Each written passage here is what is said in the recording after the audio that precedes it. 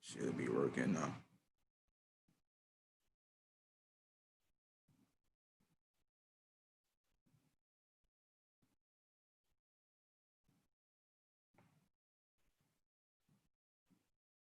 I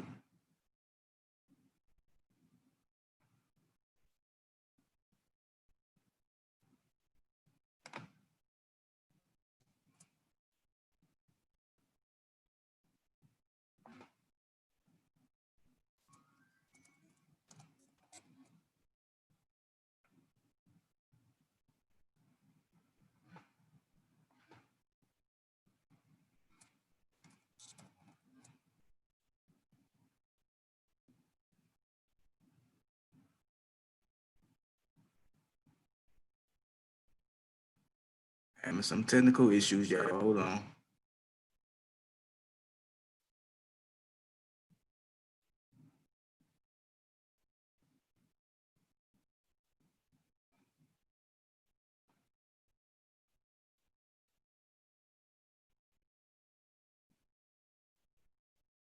Hold on, y'all. Just a minute.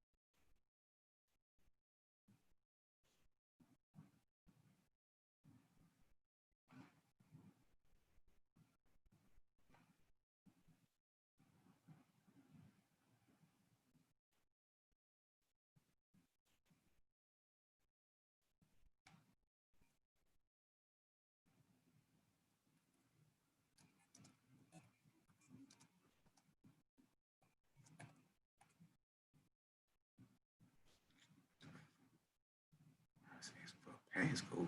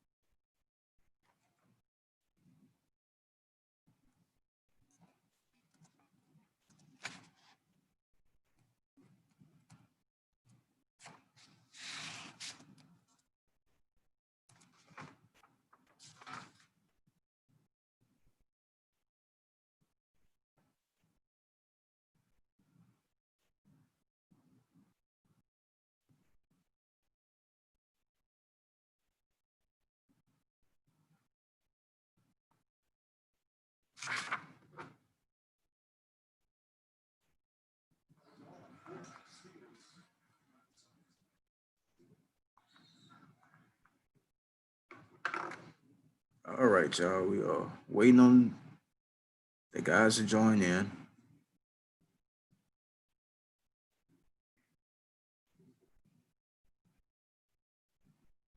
Some of them are trying to join in now.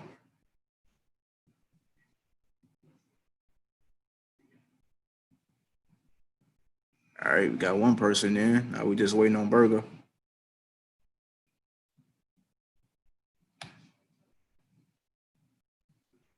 Can you hear me?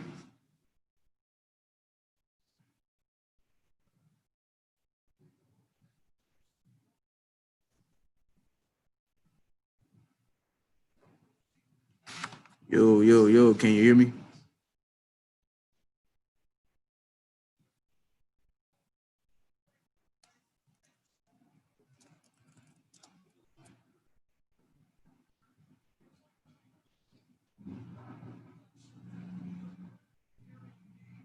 Yo.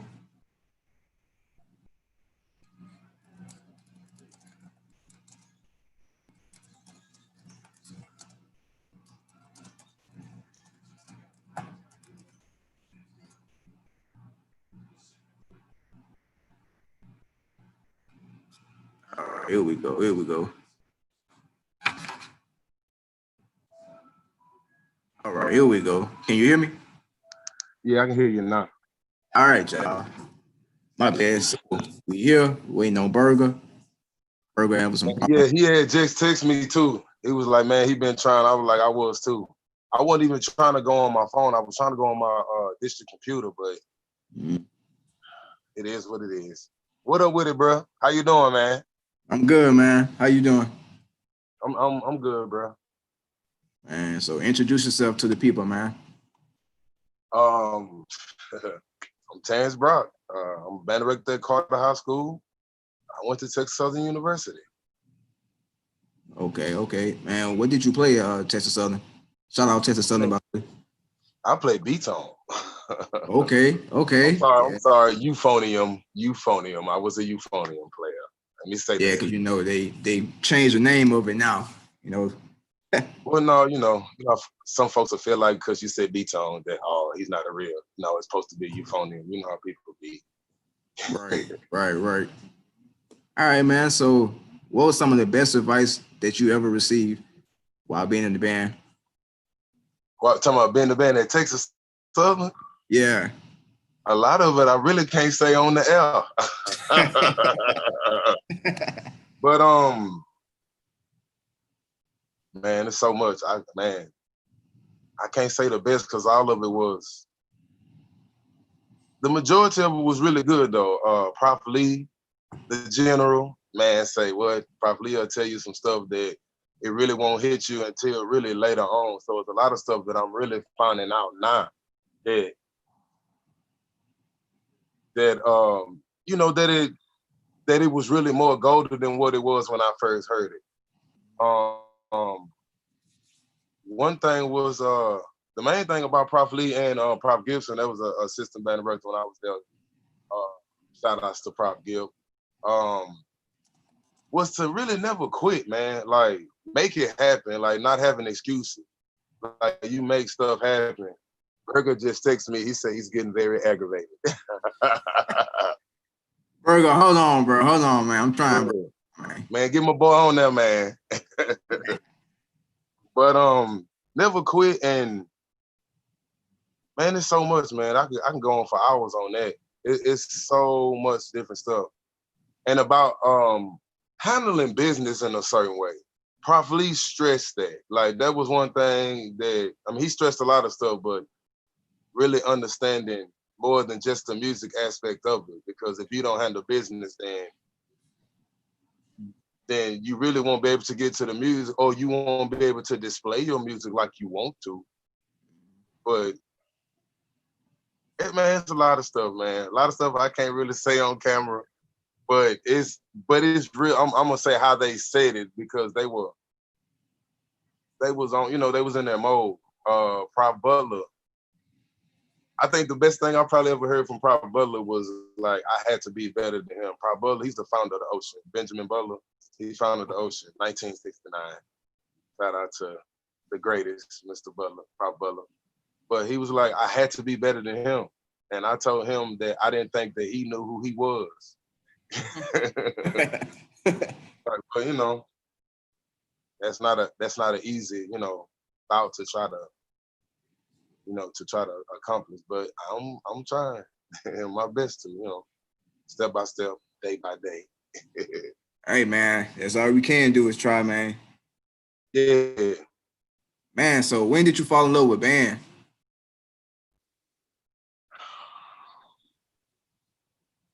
I don't even know, man. I never thought I was gonna be a band director. I can tell you that. Never. Yeah. That's not what I wanted to do. I always loved band. I got in the band like fourth grade. So, but I've always had an appreciation for music though. So I come from a family that always liked music. So I had a more appreciate. I think that what more so led me to the band was because of that. I played sports too, but I always was like, I love music. So I was gonna do music in some type of way, form, or fashion. But I say what made me start loving it, like the love of band. Honestly, when I came to Texas Southern, like I loved it at first, but at first I really, when I came to Texas Southern, and that's when I really found out was like, okay, I really do I liked it. Like it's what was going on in that time. It was like it really fit. I don't know if "fit" is a word, but it met my personality. Oh my bad, I'm a little country, but it was like how I already kind of was. It's like I came into a program that was like really on that same type stuff. So it was like it was almost like I was meant to go there. To be honest with you. Mm-hmm. Okay. Man, has anybody ever told you that you kind of sound like Zero a little bit? No, I've never heard that in my life. No. Man, slick side, you do Feel like sound like you trying Zero a to little check me on the slick. I don't want to send nothing back over the internet. When I feel you to kind of rip me a little bit, but I'm just messing with you, man. No, I've never heard that before. Okay. So, man, who would you say are probably some of your biggest influences as far as in the band world, like band directors, arrangers, people like that? Biggest influence, and I can't even say really in an order, but off top, I gotta say the general, Prof Lee.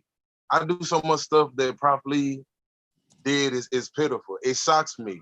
Like I sound like him at times when I'm explaining musical things like to my program. Mhm. And it's really not in the order, but I would say Prof Lee will probably be one of the biggest.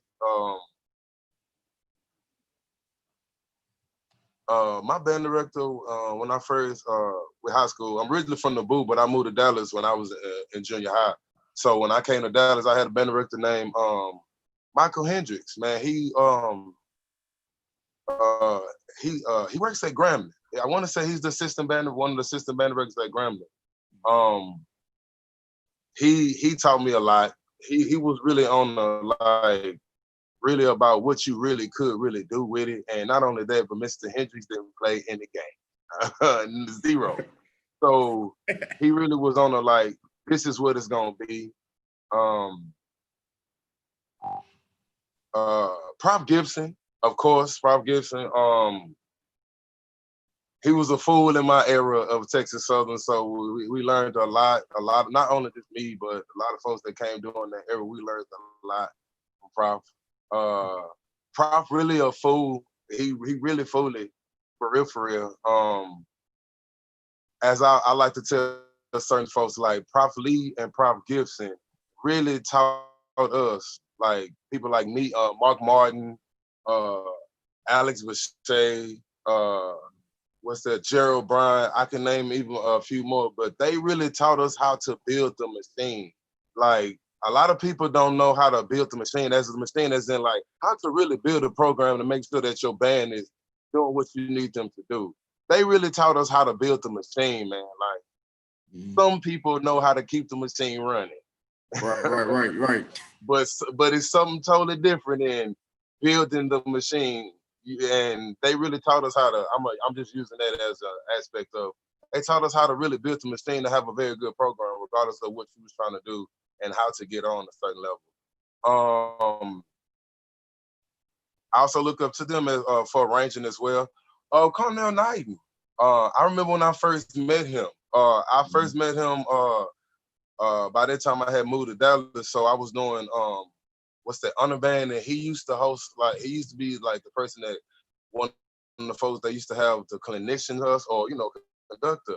And when I first met him, I didn't even know that he was from Southern. He never, not saying that he wasn't trying to rep, but like I guess he was there for concert, so I guess that wasn't his forefront of what he was trying to put. So I'm also knew him from his concert arrangements before I really was like, oh, he do this too.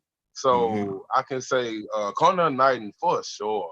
A lot of things like his aspect of what he really brought to it, and like his mindset of why he did what he did, on a lot of stuff. It's many more, as I guess you could say, like arrangers wise. I like some things that what's that Foster FAMU? It was some for fullness and aspect of it, trying to make some things happen. As when with your arrangement and having the fullness of your arrangement, and the ultimate input of what you're trying to do. I can also say my jazz band teacher, I think he's at New Mexico State now. But his name was Horace Young.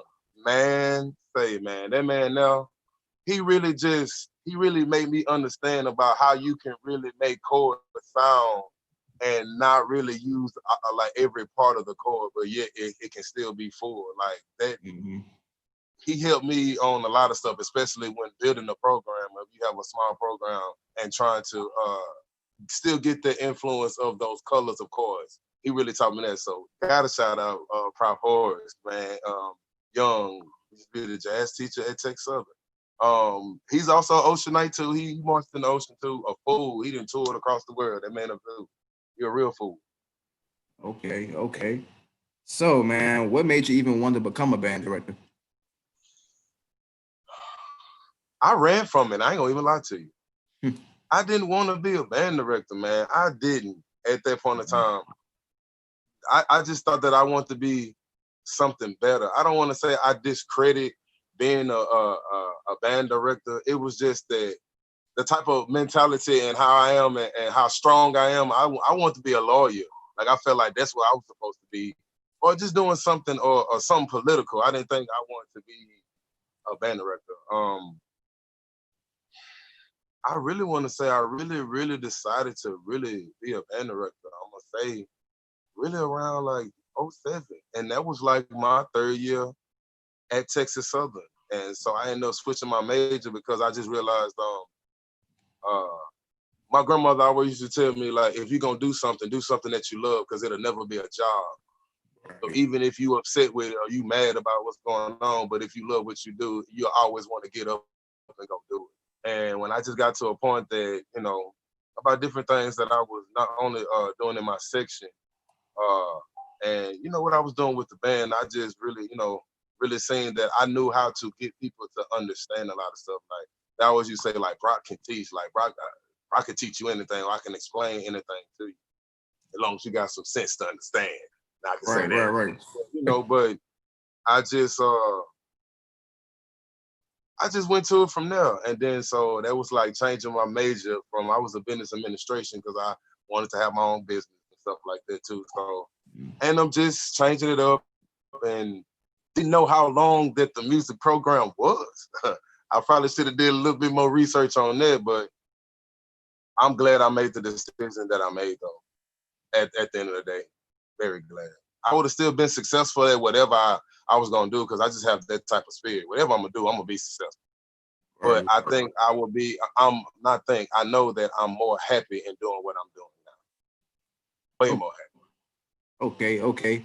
Man, Burga having some problems, man. So we might have to get Burga on next time, man. Burga saying it won't add him to the meeting. I don't know what's going on. I sent this man the link. But so yeah, man. So what challenges did you have to face when you became the band director at Dallas Carter? Man, too many. Too many. I came into Carter. I came into Carter like they were remodeling the school. Like we got a brand new band hall.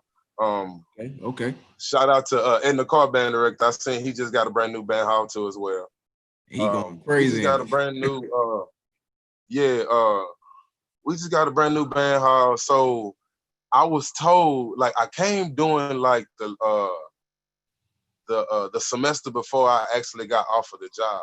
I was an extended sub in the head band director position, but there was an assistant band director that was there, but he was finna retire.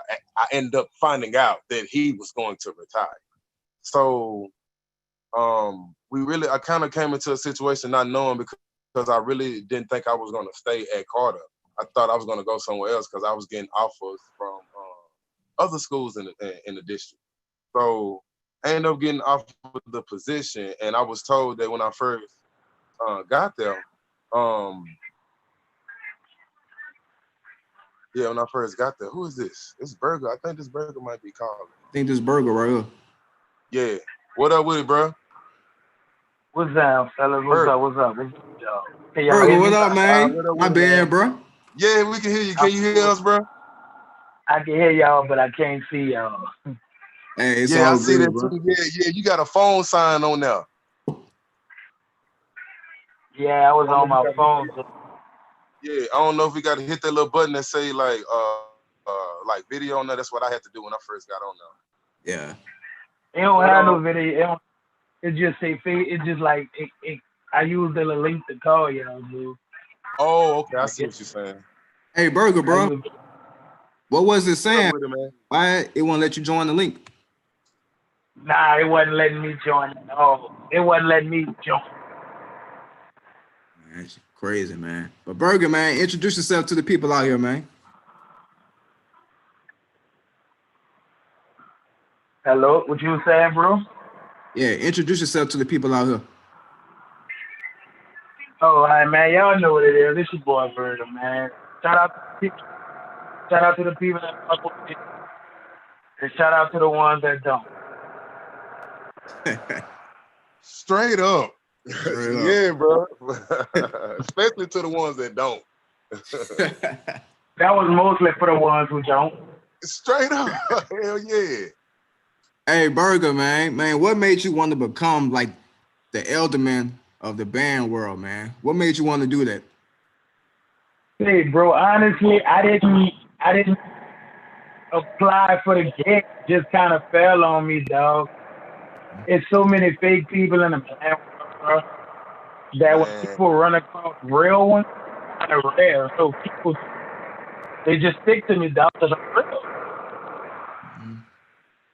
Right. All right, Terrance, bro, let me switch it back to you, man. So what was your best band memory, whether it was being a director or being in the band? What was your best memory?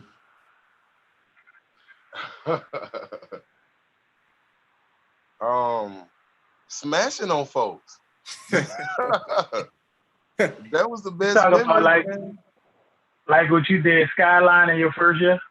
But let me be quiet. I'm gonna be Burger, man, don't hurt him like that, Burger. What I did. I'm gonna leave that. I kept it to say. I kept but it I'm too gonna say real. smashing on folks, and I'm not even talking about at Carter. I'm really talking about at Texas. Really, like some of the best moments, and then the grind that we had to go through.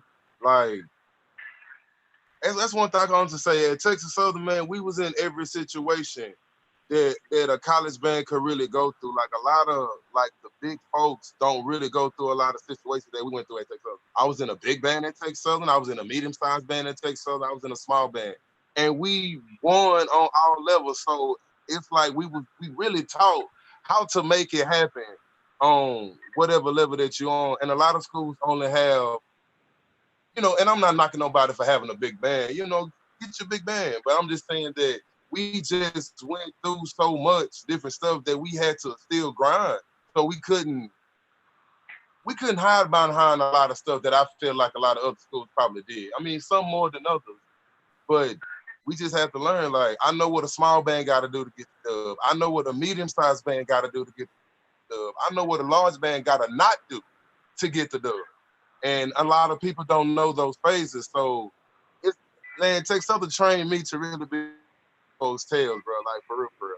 Shout out to my school, D. Ocean, especially my era, man. Prof Lee, Prof Gibson, Prof D, man. They got us right, man.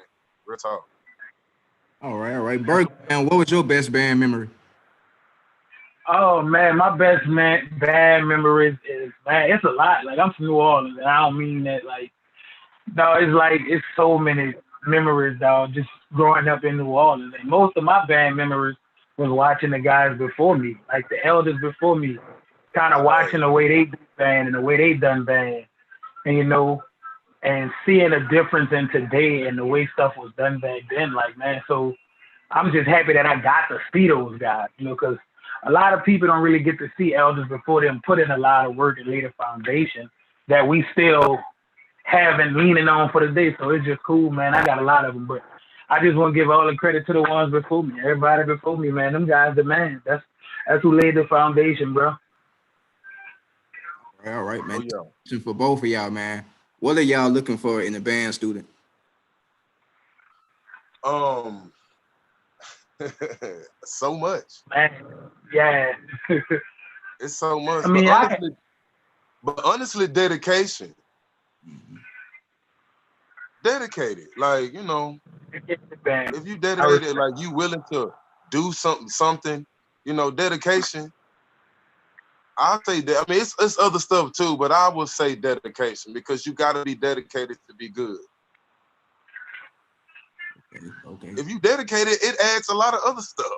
Right. So you put in the time to do what you need to do to become great. Most definitely. I mean, add on to that dedication. I just want a kid who want to be there. Like, basically, you got kids that want to be in band. Like, if let's just keep it real. Like, you know what I'm saying? I love my city in New Orleans. Like, I love my city, but the kids are not what the kids once were. It's hard to get kids in band now, dude. Like, that's everywhere, because man, you got kids coming to you telling you, I can't make band practice because I got to watch my little brother. Or my mama said I can't go. Like, just crazy stuff that they dealing with. So to have kids that want to be in band, that's the type of band kid I would want around. One that wants to be in band. Okay. Right. So would y'all say y'all ever had that moment where y'all just felt like giving up in the band world? Like, man, this is enough. Or, man, I ain't thinking this. If you ain't trying hard enough, basically, you gonna have that. You gonna have that. You gonna have it. You know how many times I was like, man, am I supposed to be doing this here?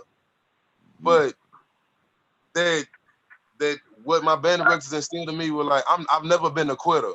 Like, I know when to stop something when I gave my all. That's not quitting. That's like, okay, it's sometimes what they say, you got to know when to hold them, know when to fold them. But I'm not. Yes, sir. Yes, sir. Right, but I'm not finna quit. Like, I'm not finna be like, man, I'm just gonna quit. So it's all about not quitting, man. It's so much to that. Yeah, a lot of times when I felt like, forget everything, it wasn't really because of the kids, man. It was because of the people, like the other adults, other band directors, now everybody don't share the same passion as you. And it's hard to get motherfuckers to care the way you care. And if you don't come in here half stepping, you can roll. Because I really love music. And if you don't love music like I love music, you can get from around me. And that's just what it is. Point blank. Hey, that's real, bro. For real, bro. That's real. I'm the same exact way. But you already know that. Man. Oh, most definitely. Right. So would y'all fellas say that music saved y'all lives in a way? Of course. Man, of course, man. Music is all three of our lives, if you want to be real. We can all say that. Music saved all our lives, bro, in some form or way. You know what I'm saying? That's why, like, it's important to push the arts of music. And, you get a lot of kids, man, that get off into sports. And I have no problem with that. But I always tell kids, man, how you going to go ride the bench in sports? In a band, everybody start. You know what I'm saying? Like, I hate to see coaches sell kids that dream of playing sports. When you at the football, you could have been in a band in the stands, but you on the damn bench for 4 quarters. Like, so that's just kind of like, it's hard to, that's weird to me, bro. I'd rather sell arts. I'd rather sell that music, bro. Because you got more kids probably getting musical scholarships than they getting football scholarships and basketball It ain't no scholarships. probably. That's what it facts. is. For real, that's facts. And they be, them coaches, man, they be selling that dream to them kids, man. I be trying to tell them, bro, so it's hard. You competing with athletics. You competing with the world. So look, I tell kids, if any kid listening, man, you better go start in that band. You get to be seen in the band. You just wearing a uniform when you're in sports. Right. Especially if you ain't playing. Right. All right. So Terrance, man. So what's that? Who's that one band that your band get real hyped up for? Nobody. I love it. I love it. Yeah. I mean, I'm gonna be honest. Yeah. I mean, I'm not even trying to be funny. Like, everybody don't look at music how I look at music. You got your folks that's out there that's doing this because you want folks to know your name. And I'm a person that I don't care about you knowing my name. I don't care if you talk about me. That's not my concern at all. I'm concerned on me being a better person that I can be for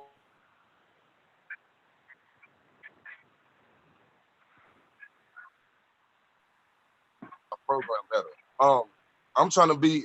We're trying to beat us every day. I don't practice for nobody because we didn't do. In my era, Texas Southern, we didn't do that. We didn't practice for nobody. But we was wondering, was you practicing like we was practicing? Are you doing what you supposed to do? So I don't never go into a situation of I'm practicing for anybody. Now I will say this though, we ain't finna go up in there sounding trash, so I will get on you about that. But that's not I'm trying to do this because of this person and this person will be there because they are not my focus. It's like I really shouldn't be there. It's about the music for me. So it's like this ain't right not because this and this person gonna be there. I don't care if we was gonna be in there. It ain't right in the band hall. So it's so ain't gonna be right in front of folks. So I don't practice for and that's not a shout out to or a slug to nobody because I don't try to shoot slugs. I do things. I don't want no smoke because I'm a smoke factory. So I don't need to get none from nobody else. I like that. So yeah. I don't, and that's why. And honestly, that's why I was telling you at first. I really don't do videos because I'm not really with that hype of with all that extra stuff that as we would say, all that rah rah that everybody with. So That's I'm the just best like, world I'm not worried about. Man, I don't be worried about people, but I swear folks be worried about me. But I swear I don't be worried about them. I don't know why. Telling you, that's the band world today. More rah rah, less working. That's the way the band world working now. That's the dudes everybody like. That's the dudes everybody like. The dudes that's doing all the talk, no work. Hey, Burger, so now I'm finna mess with you. Who are those dudes? Since you tried to get at me earlier, who them dudes? Uh-oh. Let them know, Bird. It's a lot of them. They know who they are. They do more talking than they do words. It's gonna hit. I don't gotta say their name because it's gonna hit them. It's gonna hit them. Right. When they watch, it's gonna hit them. They gonna know I was talking about them. Right. I was just messing with you, dog. I had to get you back. You tried to get me earlier. I had to shoot one back at you. Yeah, I mean, like I tell you all the time, I'm a fan, and I tell you that all the time. I'm a fan. I'm a fan of you, the person, and the work that you do, because you don't got a lot of dudes that put in the work that they say they be putting in. So hey, keep being great, bro. Man, I appreciate that, man. I appreciate that, and I'm trying to, man, pray for me that I can do it better, man, because I don't feel like I'm the greatest to ever do it. I just know if folks can beat me or not. I'll be like, I know I ain't the greatest, but I know if you can beat me. Say Burger, man. That's your best friend Johnny in the comments, man. My boy Johnny, man, that's my shout out Crucial Conflict, man. And if I feel like that you can beat me, then I'm prepared for whatever situation I'm gonna go into, and a lot of situations that I don't even prepare for, like that, like what Burger was talking about earlier. When we had that battle with Skyline, man, I wasn't trying to even battle Skyline. Not that I was scared, but we had just came, and I wasn't scared. I went to Texas Southern. I wish I would be scared of anybody. But at the time we had that battle of the bands that was in Port Arthur. That was on that Saturday. So the band didn't get back until really like Sunday. So I was really tired. I had a lot of stuff I had to do at the band hall. So really going for that Monday morning, which was a day and a half after that, we had that MLK parade.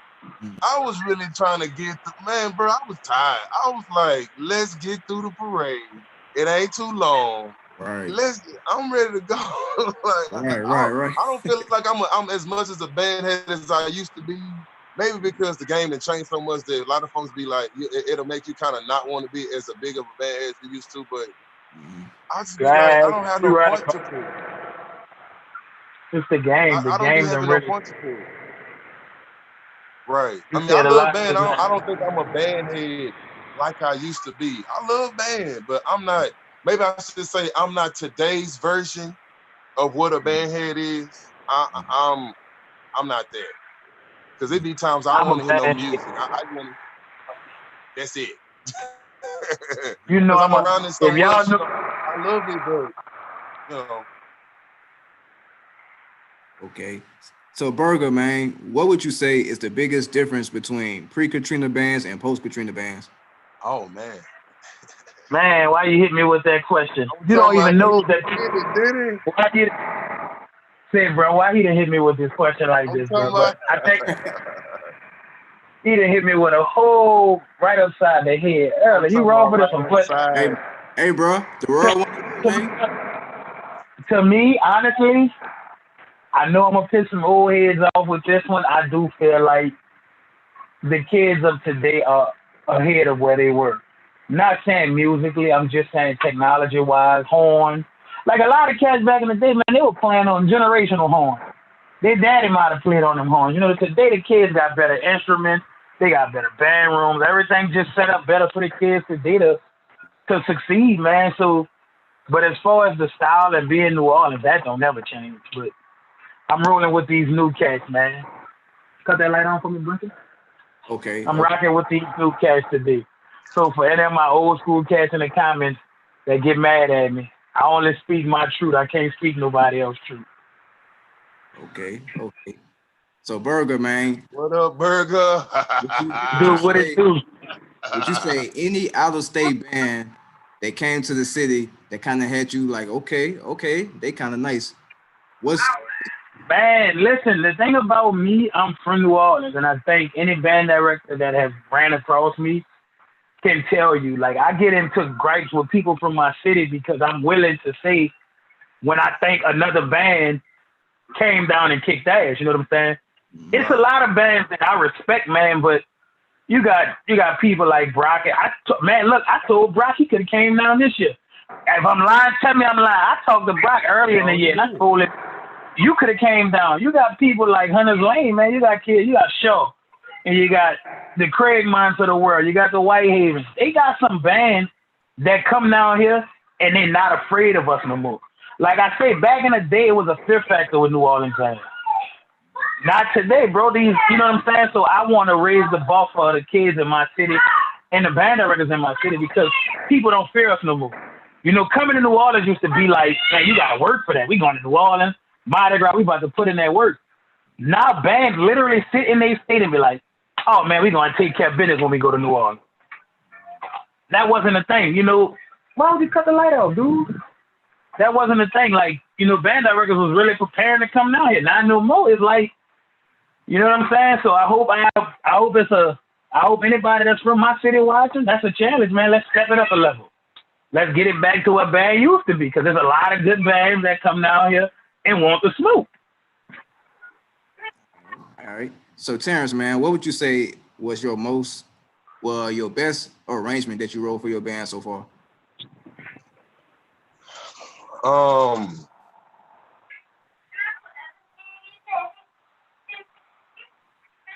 don't even know, man. A lot of it didn't even leave the band hall because I'll be like, man, when we tell you what, I ain't gonna like. I don't care about you hating, but I got an issue with you telling the truth. You can hate all day, but if you tell the truth, man, I love that. Say that again. I don't got a problem with you.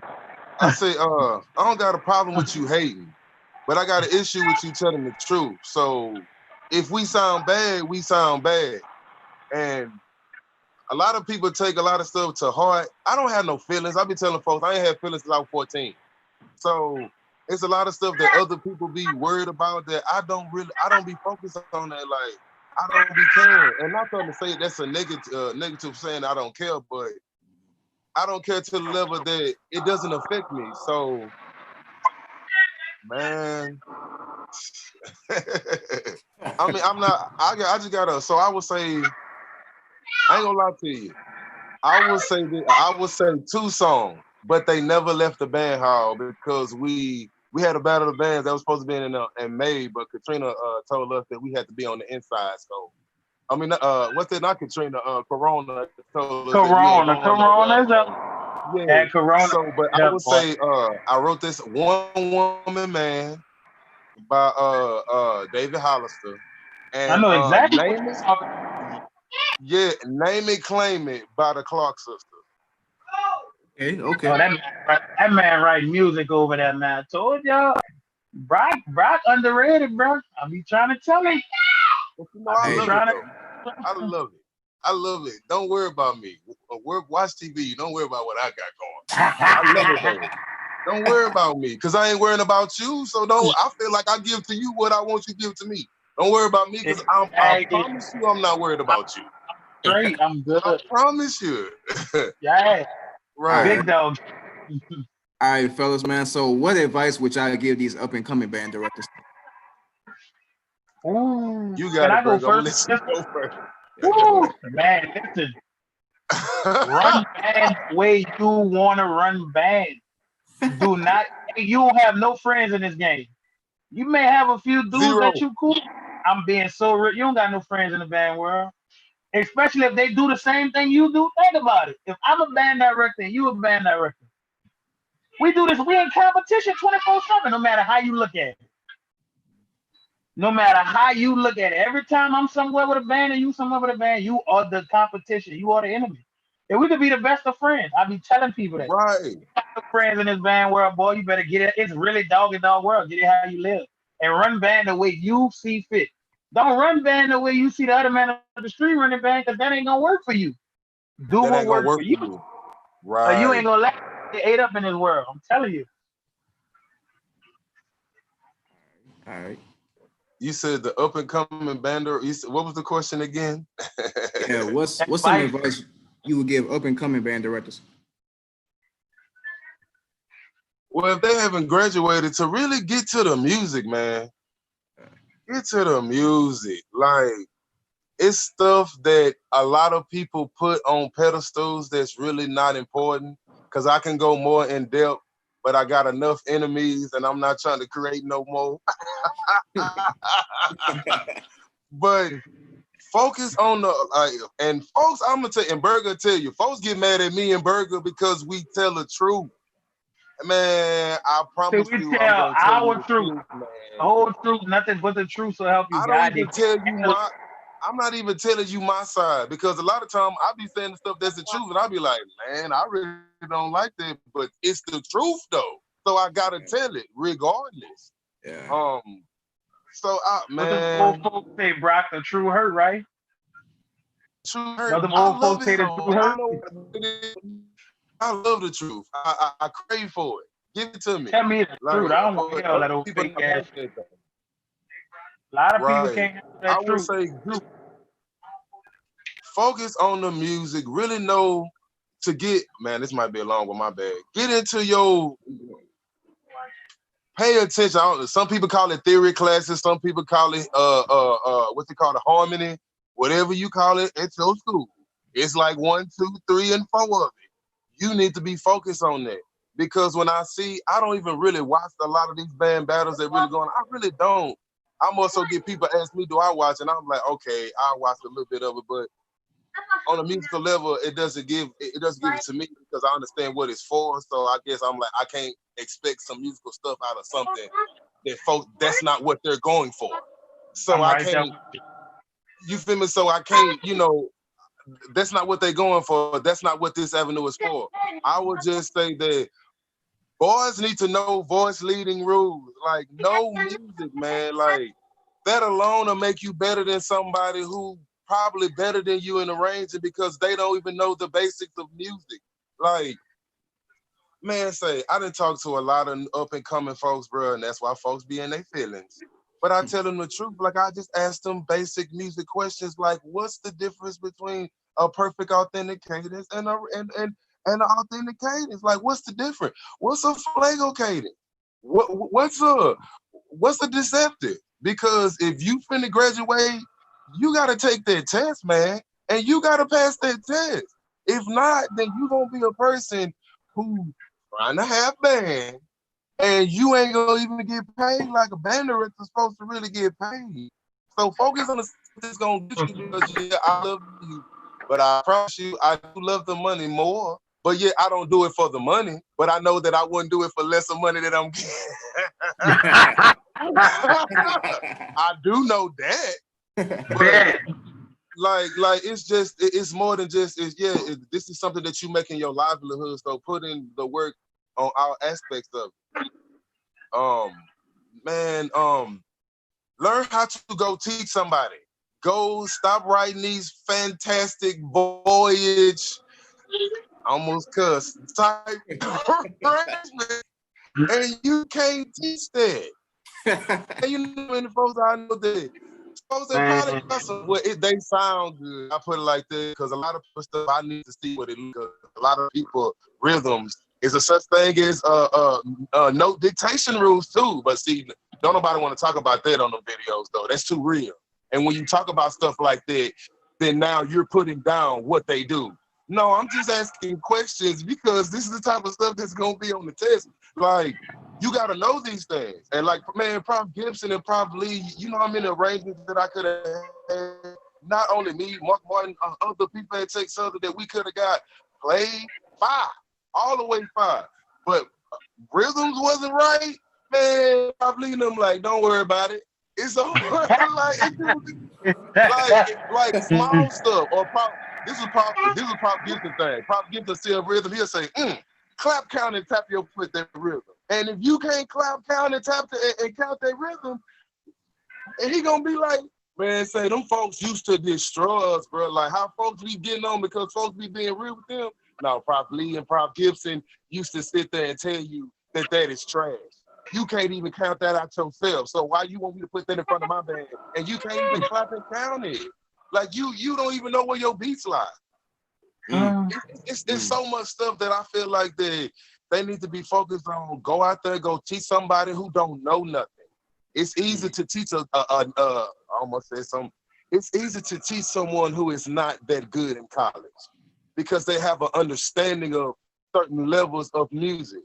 Even though their foundations might not be as strong as they need to be. But they right, so they understand something. So it's easy to, okay, I can get this out there on you. But when you gotta go teach somebody, you done wrote this part for the mellophones, and they got they E's and F's, which is concert A flats and B flats. You know, for you folks out there that don't know your music. You feel me? Like, but then you writing that, but you got a mellophone player like they barely playing above middle C. They barely playing with you. So these fantastic arrangements like you doing, you need to focus on, can you get that same concept with a program that don't have that? Like, man, that's why I give props. So you said teach them churn. Teach them churn something. Right, man. Prof Gibson them used to tell it, bro. Prof Gib and Prof Lee used to tell us something like this. All right, this same song you just wrote for the band. They be like, write this same song. Your mellophones can't go over concert C. Your baritones ain't going over concert L. Like tubas, keep tubas like tubas supposed to be. Ain't no fantastic. Everybody want to play C's, D's, E's, and F's. They yeah, like, put them in the meat of the horn, man. Put them right there in the meat of the horn. Right. They was like, still get that same concept out and still make it sound like the song. So that's why now, when the band that I got now, it's nothing to write for them. It's nothing for me to do that because I know how to make you still sound good with your size and not trying to do so much just to try to feel like you're competing with everybody else. But yeah, it don't really sound that hot. But as my grandma used to say, you like it, I love it. But yeah, learn your music stuff. graduate, be able to pass that certification test, man, because at the end of the day, and know how to conduct yourself. Oh, you gotta know how to conduct yourself. Like, man, Prof. Lee used to always get on there. That's why a lot of folks, if I'm really out, if I go to somewhere like this really about my band, I'm gonna always have on a blazer. Prof. Lee, you gotta look like a band director all the time. So make sure you look like a band director. Even when you dress down, you still must look like you are a band director regardless. So it's because you are the face at the end of the day. So you got to make sure that you portraying the type of, that you put up a focus so that, okay, he's doing something. Even if he's in his jeans and he's in his shirt, okay, you're not sagging in your jeans or as my principal say, your shirt ain't so tight that it look like your little brother's shirt.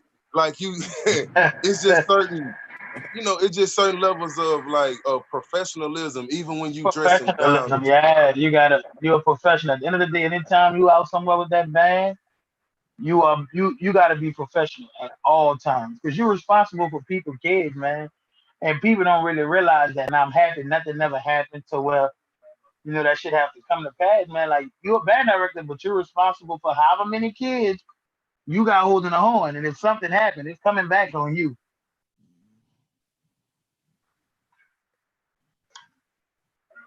Okay. So, Burga, man, who would you say your top 5 bands in the city right now? In New Orleans? Yeah. Oh, man, you about to get me cussed out. I might get shot tonight. But I'm going to go based off of this past Mardi Gras. I'm going number 1, George Washington Carver. I love bands that still focus on sounding good, man. I tell people all the time, man, sounding good is more than half the battle. I don't give a shit what you play. As long as you sound amazing doing it, play it. Number 2, bro, I'm gonna go with Abe. A lot of people give Abe flack. And shout out my boy, man. Shout out my boy Johnny, because shout out to one Johnny. thing I know about Johnny, man, Johnny putting in that work, dude, and he like to discredit him. You know what I'm saying? But Abe was number 2. Man, number 3 was kind of hard for me, but I'm gonna have to go with Carl. I love the size that they had on them this year. They were, you could tell it was a younger band. I wish I would have got more from the size that I saw. Landry Walker, number 4. And Helen Cox, man.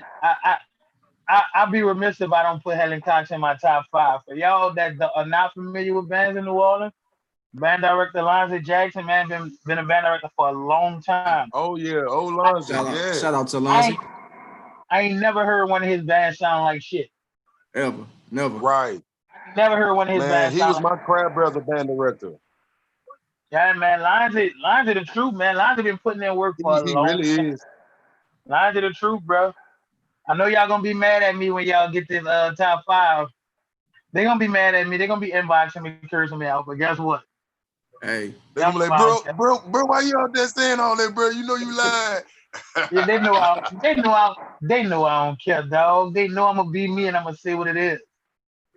If you want the truth, come to me. If you want to hear something from somebody else, go ahead, let them tell you what you want to hear. But I'm gonna tell you the truth. I'm gonna tell you what you need to hear. Hey, Burga, Burga, did you see what I put on Facebook a few weeks ago? I said, I can't relate to fake, but I can appeal to real. I can't relate to fake. Always. I can appeal to real. But you know what's so crazy? The game's so saturated with fakeness. And it's crazy it's because beyond saturated. That's who everybody like. And I be telling people, though, I'm not kissing nobody ass. I'm not sucking up. I'm not doing it, though. I'm gonna be me regardless. And I lose a lot of friends because I'm real. You know what I'm saying? If you my friend and I call you my partner, if I can't call you out and say I don't like that, I got partners that ask them. Barrel Coleman can tell you I am honest.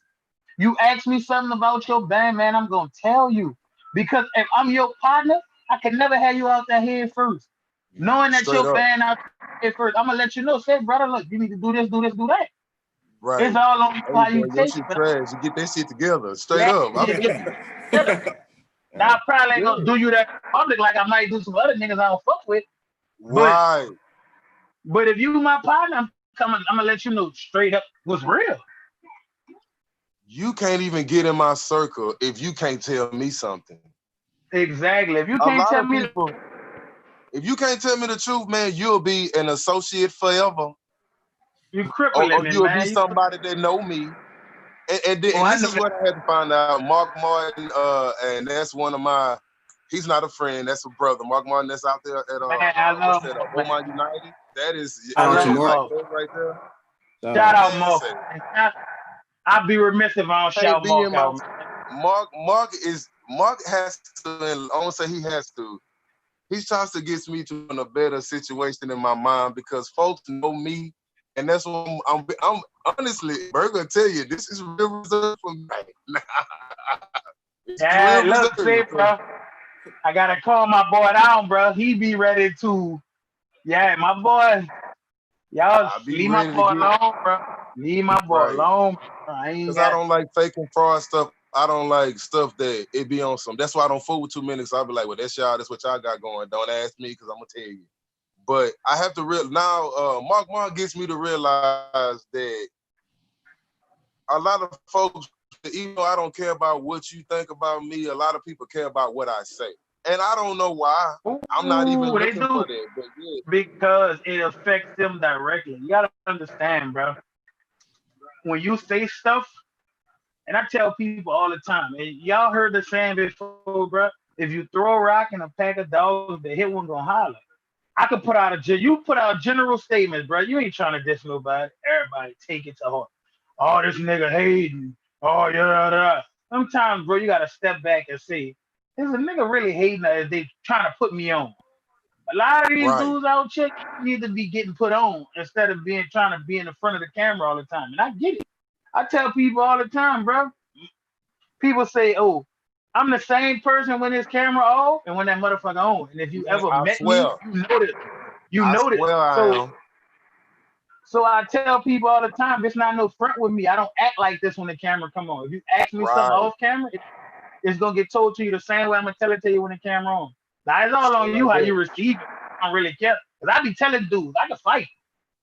And I What? don't have no back. All I that. don't have no I'm back. talking about all Whatever of you that. want to do. Yeah, I Whatever don't you got no want to back. do. Straight up, Hey, Burger. Yeah. I'm about whatever you want to do. I'm trying to be better, but I'm about whatever you want to do. don't let them YouTube views get you beat up, boys. God's still working with me. He's still working with me. I promise you he is. Yeah, I stay trying to tell dudes that, man. I'm the same person 24/7, bro. I don't mess with nobody. If you don't want to But know my real, don't come and don't ask me if you don't want to know the truth. Because I'm giving it to you raw and cut. You can take it how you want. straight up. And I be by myself, so you don't have to worry about a group of folks with me. I'm ready for whatever. I be by myself, but guess what? If I'm not by myself, that's worse for you because you getting jumped. I tell my partners all the time. If I'm with you and you start fighting, oh man, we about to. I feel sorry for that person because I'm jumping in. You gonna know. Don't ever. You see them dudes who Burger be with? They gonna jump you. Do not mess with them dudes. Straight up. All right. But you know, We got some questions in the comments, man. So Terrance, man, so oh, here they come. how do you navigate dealing with different band directors and their personalities? Oh, that's a good one. I want to hear this. Man, in this game, I'm gonna be very cordial, Burger. You can tell me if I was cordial about what I'm gonna say.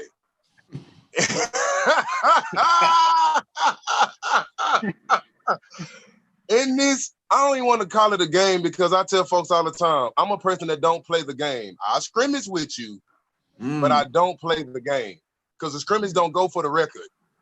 And that's just the game we play before the season gets started. So, Exactly. man, I can say so much. I'm trying, okay, F it. When you deal with a lot of folks, it don't matter where you at, and it's in everybody district. It's just anywhere. So when you deal with folks that are trying to do things for gain, and they're so used to messing over folks, but yet they don't feel like that's what they're doing.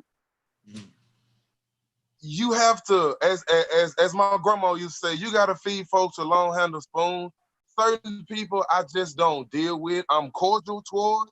it's people that I can't even say I don't dislike them. It's not even that I dislike them.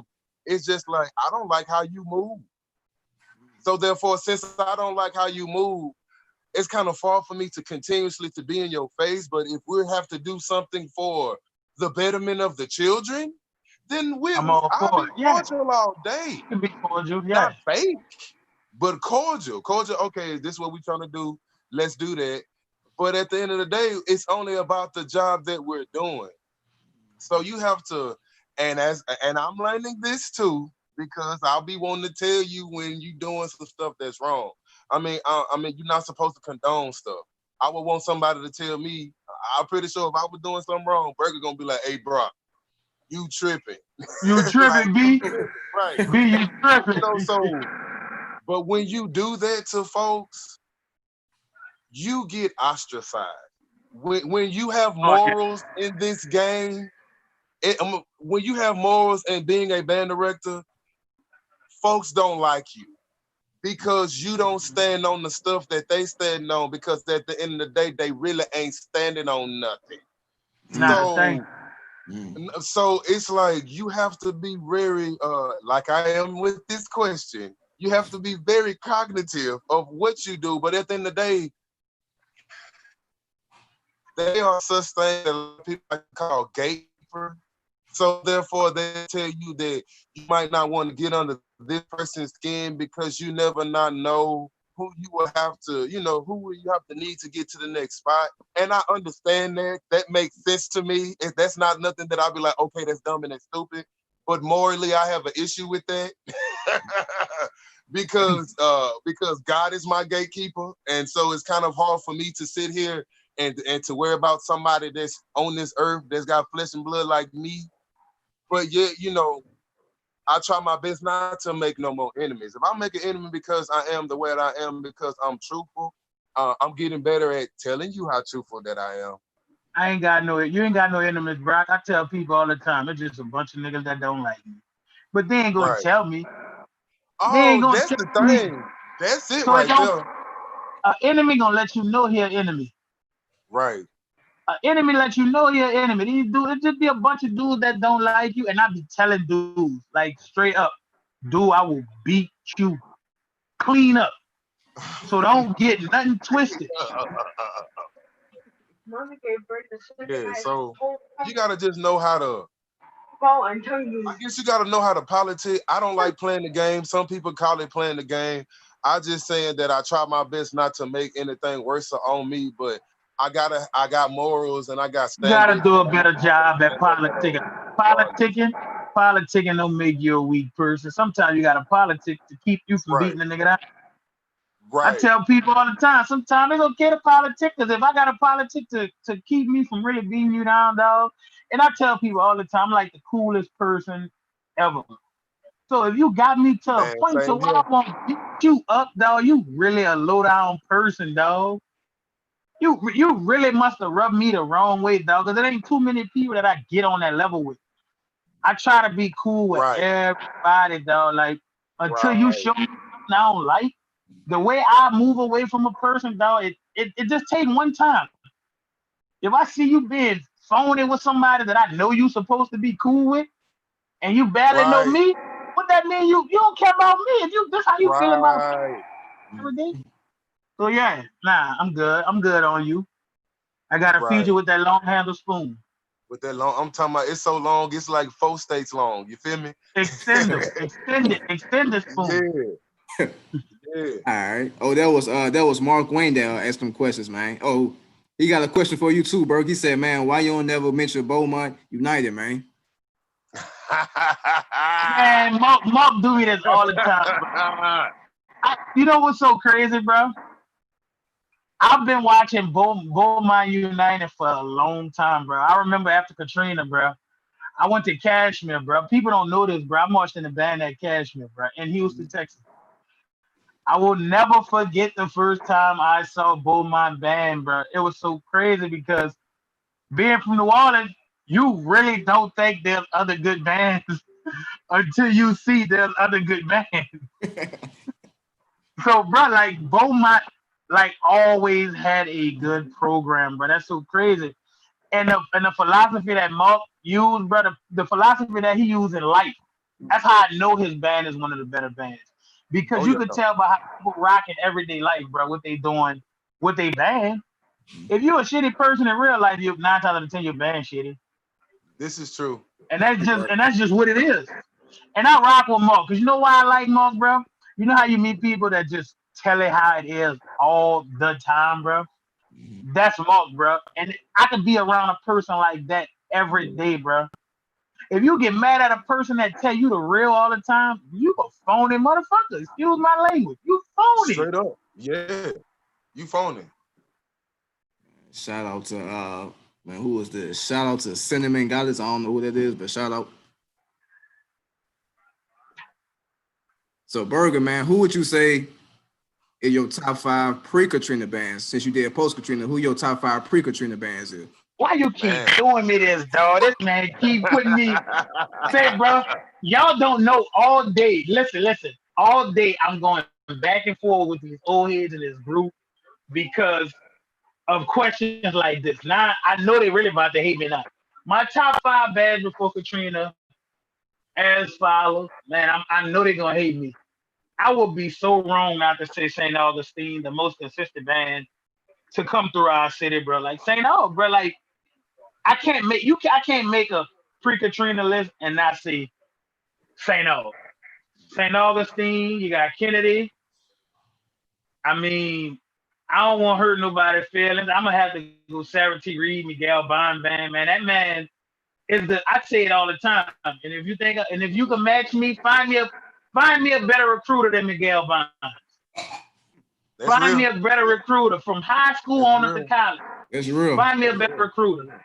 Mhm. So I say Reed was number 3, Kennedy number 4, and McDonald 35 is number 5. So my 5 bands. Now I know they're gonna hate me for saying this, but hey, it is what it is. They're gonna hate me. All right, all right. I got a question for you, Burger. Oh Lord, what you got? What you got? Uh-oh. What you got, B? What about Carver? You ain't no honorable mention to Carver? But See, it's hard. Listen, I don't. Carver is an honorable mention because Mr. Rollins was at Reed first. So like when I do that, I try to go like and I try to pick out of every era because I always lead a catch okay. from the 80s. I try to lead a catch from the 80s out, and they get mad at me for that. So I'm thinking overall, like Carver did it for a while, but they didn't do it longer than those bands that I named, if it makes sense. Okay. Okay. They didn't do it That's longer than good. Mr. Rollins got the Carver at 99, 2000. Yeah. Yeah. So Katrina hit in 2006. You see what I'm saying? So Right. that wasn't that long. You know what I'm saying? It was a Right. run, nonetheless. It was a great run, but It was you know, interrupted because of the hurricane. I yeah. understand. Think about it, Mr. Rollins still in that Carver right now, and Katrina had never hit. Woo. Man, Wow. that wouldn't be fair. For real. Yeah, it wouldn't be fair, man. It wouldn't You know be what I'm fair. saying? So I tell people, he actually put a foundation at 2 different schools, man. That's hard to do. That Yeah, is he did. very hard to do, bro. All right. Hey, and I would be very remiss if not to shout out Javon Pollard and my boy, man, at Skylandville. Iron, man. Them boys put in work too. And they from the city. But them boys, man, they got some bands, bro. And Shout out. it's so many, it's so much talent in the world and in the band circuit period that you leave people off the list unintentionally, bro, because it's so many good Right. bands out here. Mhm. Okay. Right. So Terrance, man, for your band kids that might be watching this interview, man, any words that you want to tell them? Man, we going through a lot right now, man. Like we can't even have practice until like September. So it's a my thing is be practicing. So when we do start, and I really want to I do want to say this too. Shout out to those band directors that's out there that's dealing with COVID with small bands because that we are going through a lot because of that. Because especially now that, and we just got word today that we might be starting back 8 weeks past the 8th. So we don't know what they're gonna do out here in Dallas ISD. So, but I just know that COVID has really messed over my recruitment. And not only that, but about folks that's coming back. Okay, well, you got your parents that are concerned, which you can't, I'm not mad at nobody about being concerned about COVID. So they're opting for what they call it, remote learning. Mm-hmm. Yeah. So therefore, when you already a small program, yeah, it's even harder. Recruitment, and then this is your first year at a program with your feeder schools. Are not the best. We're building them as well. We'll say that. So I'm not only about building Carter, but I'm building my whole bracket, and so my whole bracket of my feeders. So I'm a little concerned. So I would say that I would tell them just to keep working hard because I'm studying. Not only I got all this stuff that's going on, but I'm still working hard for their recruitment. Like I'm going to people's houses. Like, some people not answer their phone. Sometimes you got to go old school with it. Like, hey, I got my mask on. Yeah, that's what I'm talking about. Old school. What's going on? Because I don't want to die wondering. I'd rather know what it's gonna be. And then not only that, they might move they might do the same thing that the SWAC did and move our football season to next semester. So it's like, which if they do that, I'll be happy, honestly. But that's gonna be crazy. I mean, but I still want my seniors that are seniors this year to have you don't want to not have a season, your senior year. Right. So I would say to tell them to keep on enduring, stay safe, be safe, wear your mask up, not mask off, and clean your body. Because everybody can't be both my United. They out here practicing. I be crying. I be so happy, but I be crying. Because I be like, check out. And I went out there too, and I said, man, I wish I could start. One thing about me, I be having to see bad going on. Like, you like me, so I went out there to go see, what he had going on. So that's my brother. So that ain't like even traveling to me. That's going to go see family. So that's going to family house. That's like you can walk in the refrigerator. Your refrigerator, my refrigerator. What you got in here? And then Mark got the garden in the back. He can go pick you off something off at the back on the tree and something back there on Mark. You get a couple of these tomatoes, man. You get a couple of these tomatoes. Gave me a lot of stuff, man. He gave me a lot of stuff when I was out there. What a time before this time I went out there. Man, I remember when you was out there with him. Hey, say, I got a question for Burga. Can I ask a question for Burga? Go ahead, bro. Go ahead. Hey, Burga. And that ain't going to be what you probably think on my ass. What you think I need to do to be better as a better band director? Trust in yourself. Focus on what you got going on. Pull a trigger. Sometimes I get from you some just from having a conversation. I get that when he asks you what's your favorite arrangement, you're like, oh, it never left the band room. Man, pull that trigger. We'll never know. You'll never know what you got until the public is. Right. So stop pulling that trigger a little more, man. Like I said, you already pushing the issue of teaching your kids.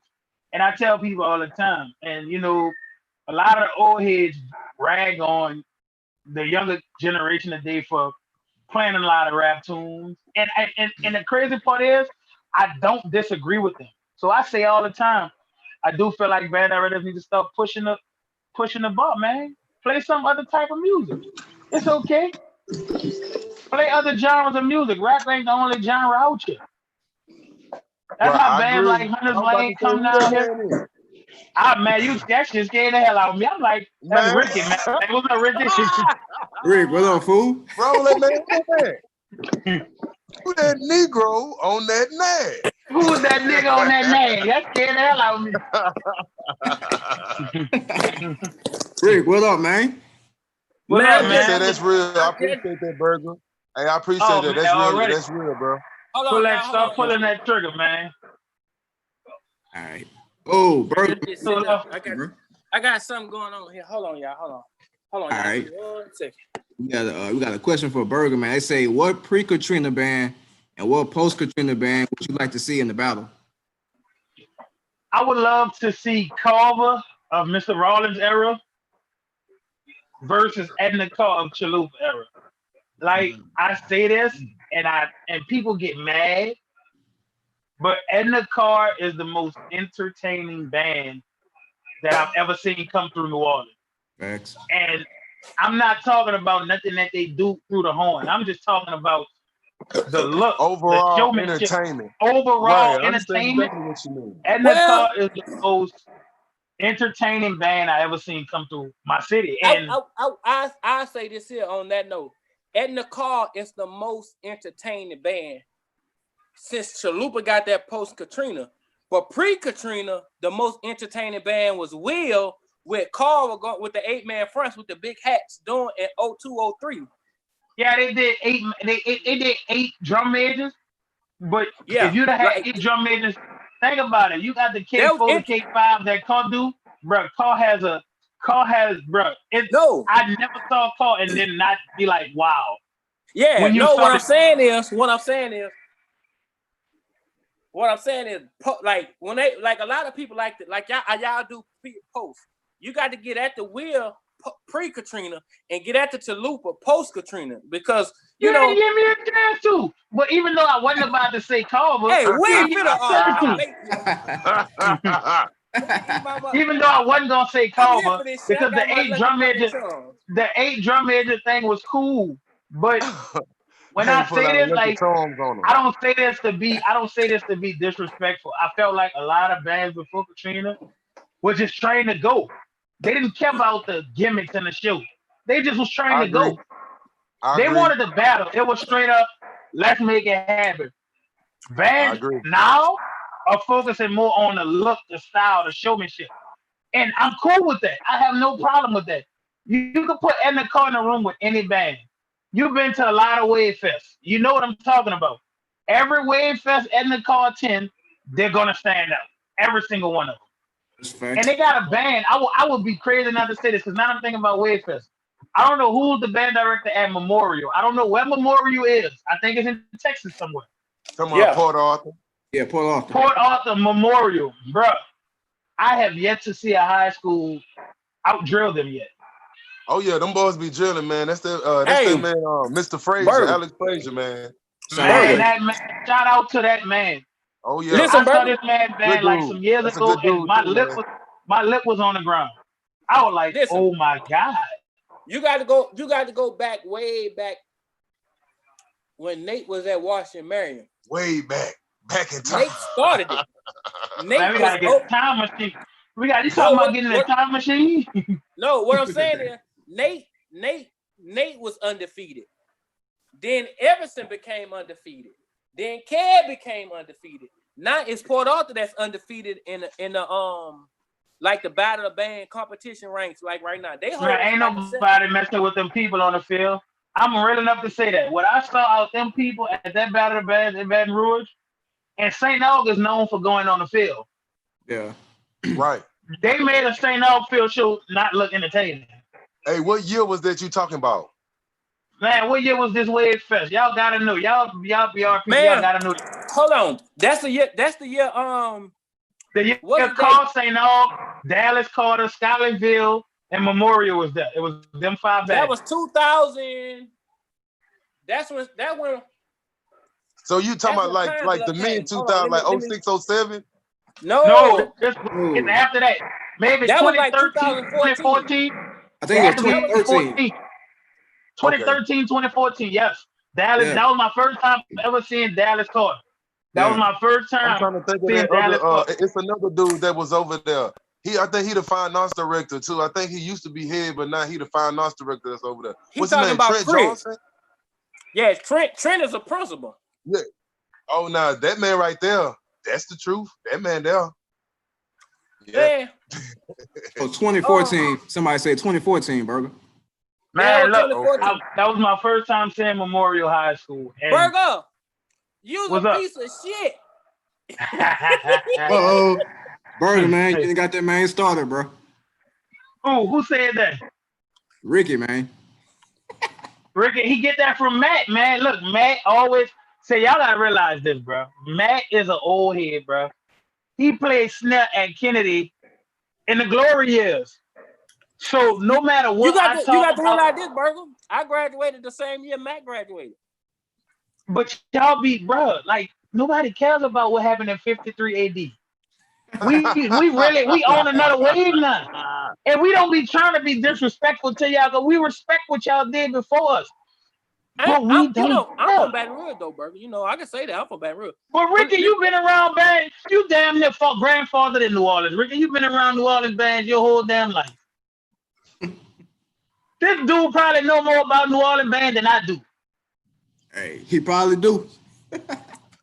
Hey, Ricky keep telling me shit I don't even know happened. Hey, Burger. Listen, this what has to happen in the music culture overall. Teaching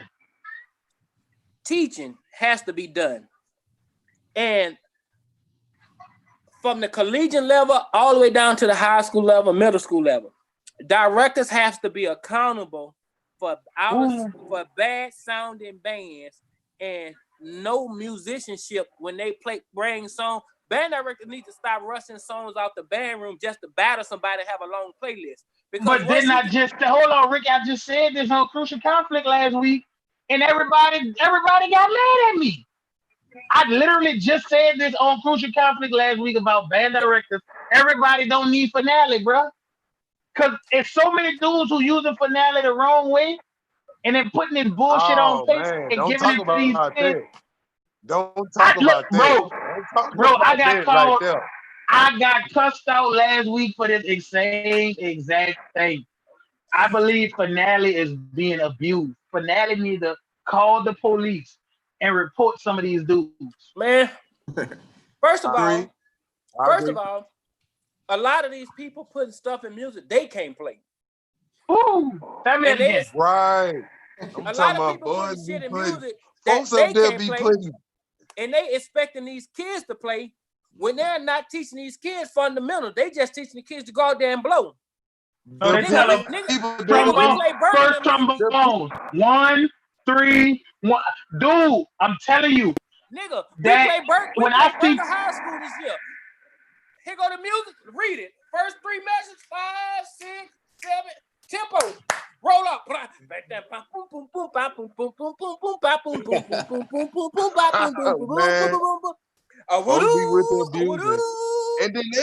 they be badly good themselves. They would be making me mad. I'd be like, bro, you really not that good. Like, I know how you can play. One thing you can say, it's a lot of dudes that I respect on the instrument. Right. But teaching wise, and I tell people all the time, and this is a misconception with band period. Just because you can play your horn, don't mean you can teach shit. Oh, that don't mean that at all. Oh, it don't. No. Dudes really believe because they can play their horn. Let me piggyback that.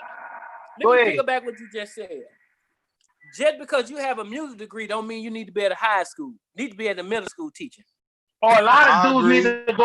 A lot of dudes need to go ahead and teach them babies. Because let me tell you something. High school band don't work for them.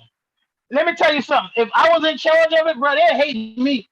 I wish I could be in charge of New Orleans band directors. Because a lot of these dudes wouldn't have no job. You got dudes out here just getting a check. That's the worst kind of band director to me. The one that just showed up. I'm everywhere, man. I'm gonna say this though, Terrance and Burga. I'm gonna say this here. I ain't heard nobody call me by my first name in a long time. Right, man. That's Brock, man. All right. Well, look, I'm gonna say no, you good. I'm not tripping. I'm there, like, it just hit my ears a little different. Look, I'm gonna say this here. A lot of people might be in position just getting checks, but I commend them for trying to keep a program in the inner city band culture alive. Because most people walk away and say, I don't commend people from putting out bullshit, Ricky. I'm sorry. No, I love you to death, bro. No. I love you to death, bro. But I would never. What about these high school? What about these collegiate band already putting out bullshit products? Guess whose fault that is? Because that bullshit director got a master's degree to put out bullshit. So guess who passed them? How you got a master's degree to put out bullshit? So that let me know somebody was passing you back then. You feel me? Huh? Dudes be having a master's freezing. degree. Right. I said That dudes man be say having a boy got master's blasted degree real to put fast out out the bullshit. head. For real talk. Hey, bro, they don't even Hello? want to know how I feel because my opinion on the way bag Man, run what's wrong with y'all make phone? it piss dudes off, bro. I promise you, Oh, it piss same dudes here for off. me, man. Same here for me. I'm worried about the future because Let me tell you something. Well, I was for a long well, time. I was worried about the future of bands in New Orleans. I'm talking Now about everywhere. I can say that a monkey can get off my back because I feel like now we have band on all levels again. People don't realize after Katrina, we were just running off high school. We ain't had Right, no middle school band. We had no elementary school band. right. So we was basically on our last leg running off high school. Kids getting to ninth grade picking up horns. Kids getting to 10th grade picking up horns. So I feel a little bit better now. But I love music. So if I see music like Houston, man, I tell people all the time, man, Houston, there are over 1 million people in Houston, bro. It's way more than that. Man, We that got shit way more out there, kinda out here too. that shit kind of hurt my heart to see Houston high school bands where they at. Because All right. man, You want me to explain? You want me to explain to you why Houston is like that and why to an extent Dallas is like that? Houston a little bit more worse a situation than Dallas is. man, But Houston politics. don't. Dallas is miles ahead of Houston, and I hate, bro. I thought I would never say And that. I'm gonna tell you why. I'm gonna tell you why. Well, I ain't gonna, because it's a lot of folks who could be doing better out here too. But I'm gonna tell you why. We have a fine arts director. Like the system that is in place with Dallas ISD, it's like if you don't really got the stuff that you need, one, you really not trying hard enough because two, it's in our district mandate that if you got that person in your classroom and you got a school student ID for them, the district must buy an instrument for them. We have certain stuff that's structured better than Man, we Houston don't ISD even have has that going down on. here. Boy, we don't Right. even have that down here. You just basically you telling me I can get 200 kids to sign up, get an ID number for them, and they're gonna give me 200 instruments. This is true. Now, I'm not gonna say that them 200 gonna come Burger. as quick as I'm gonna get niggas out the soccer teams but and the they cross. coming though. Like, I'm but gonna have yet, Jose, Javier, everybody gonna have an instrument. I'm gonna have to direct that bitch right. off the top. I'm gonna have to direct the band off the top of Tad Gorman with a band Off on of the like that. school, bitch. I'm gonna be on top of the school directing the band gonna be so That's big. sad. Hey, but fellas, you know, a lot of But people it's the see ways Burger how you gotta do it though. It's like, bruh, that paperwork aspect of it, a lot of folks don't be doing that aspect of it. So I therefore, get a it. lot of people don't got the stuff that they don't have because you don't put in that work. That's why a lot of them young Yeah, they folks don't want to fill don't know out how to that do that paperwork. paperwork. They don't want to Because fill if out that you not doing paperwork. that paperwork, will have you having your kids miss out on a lot.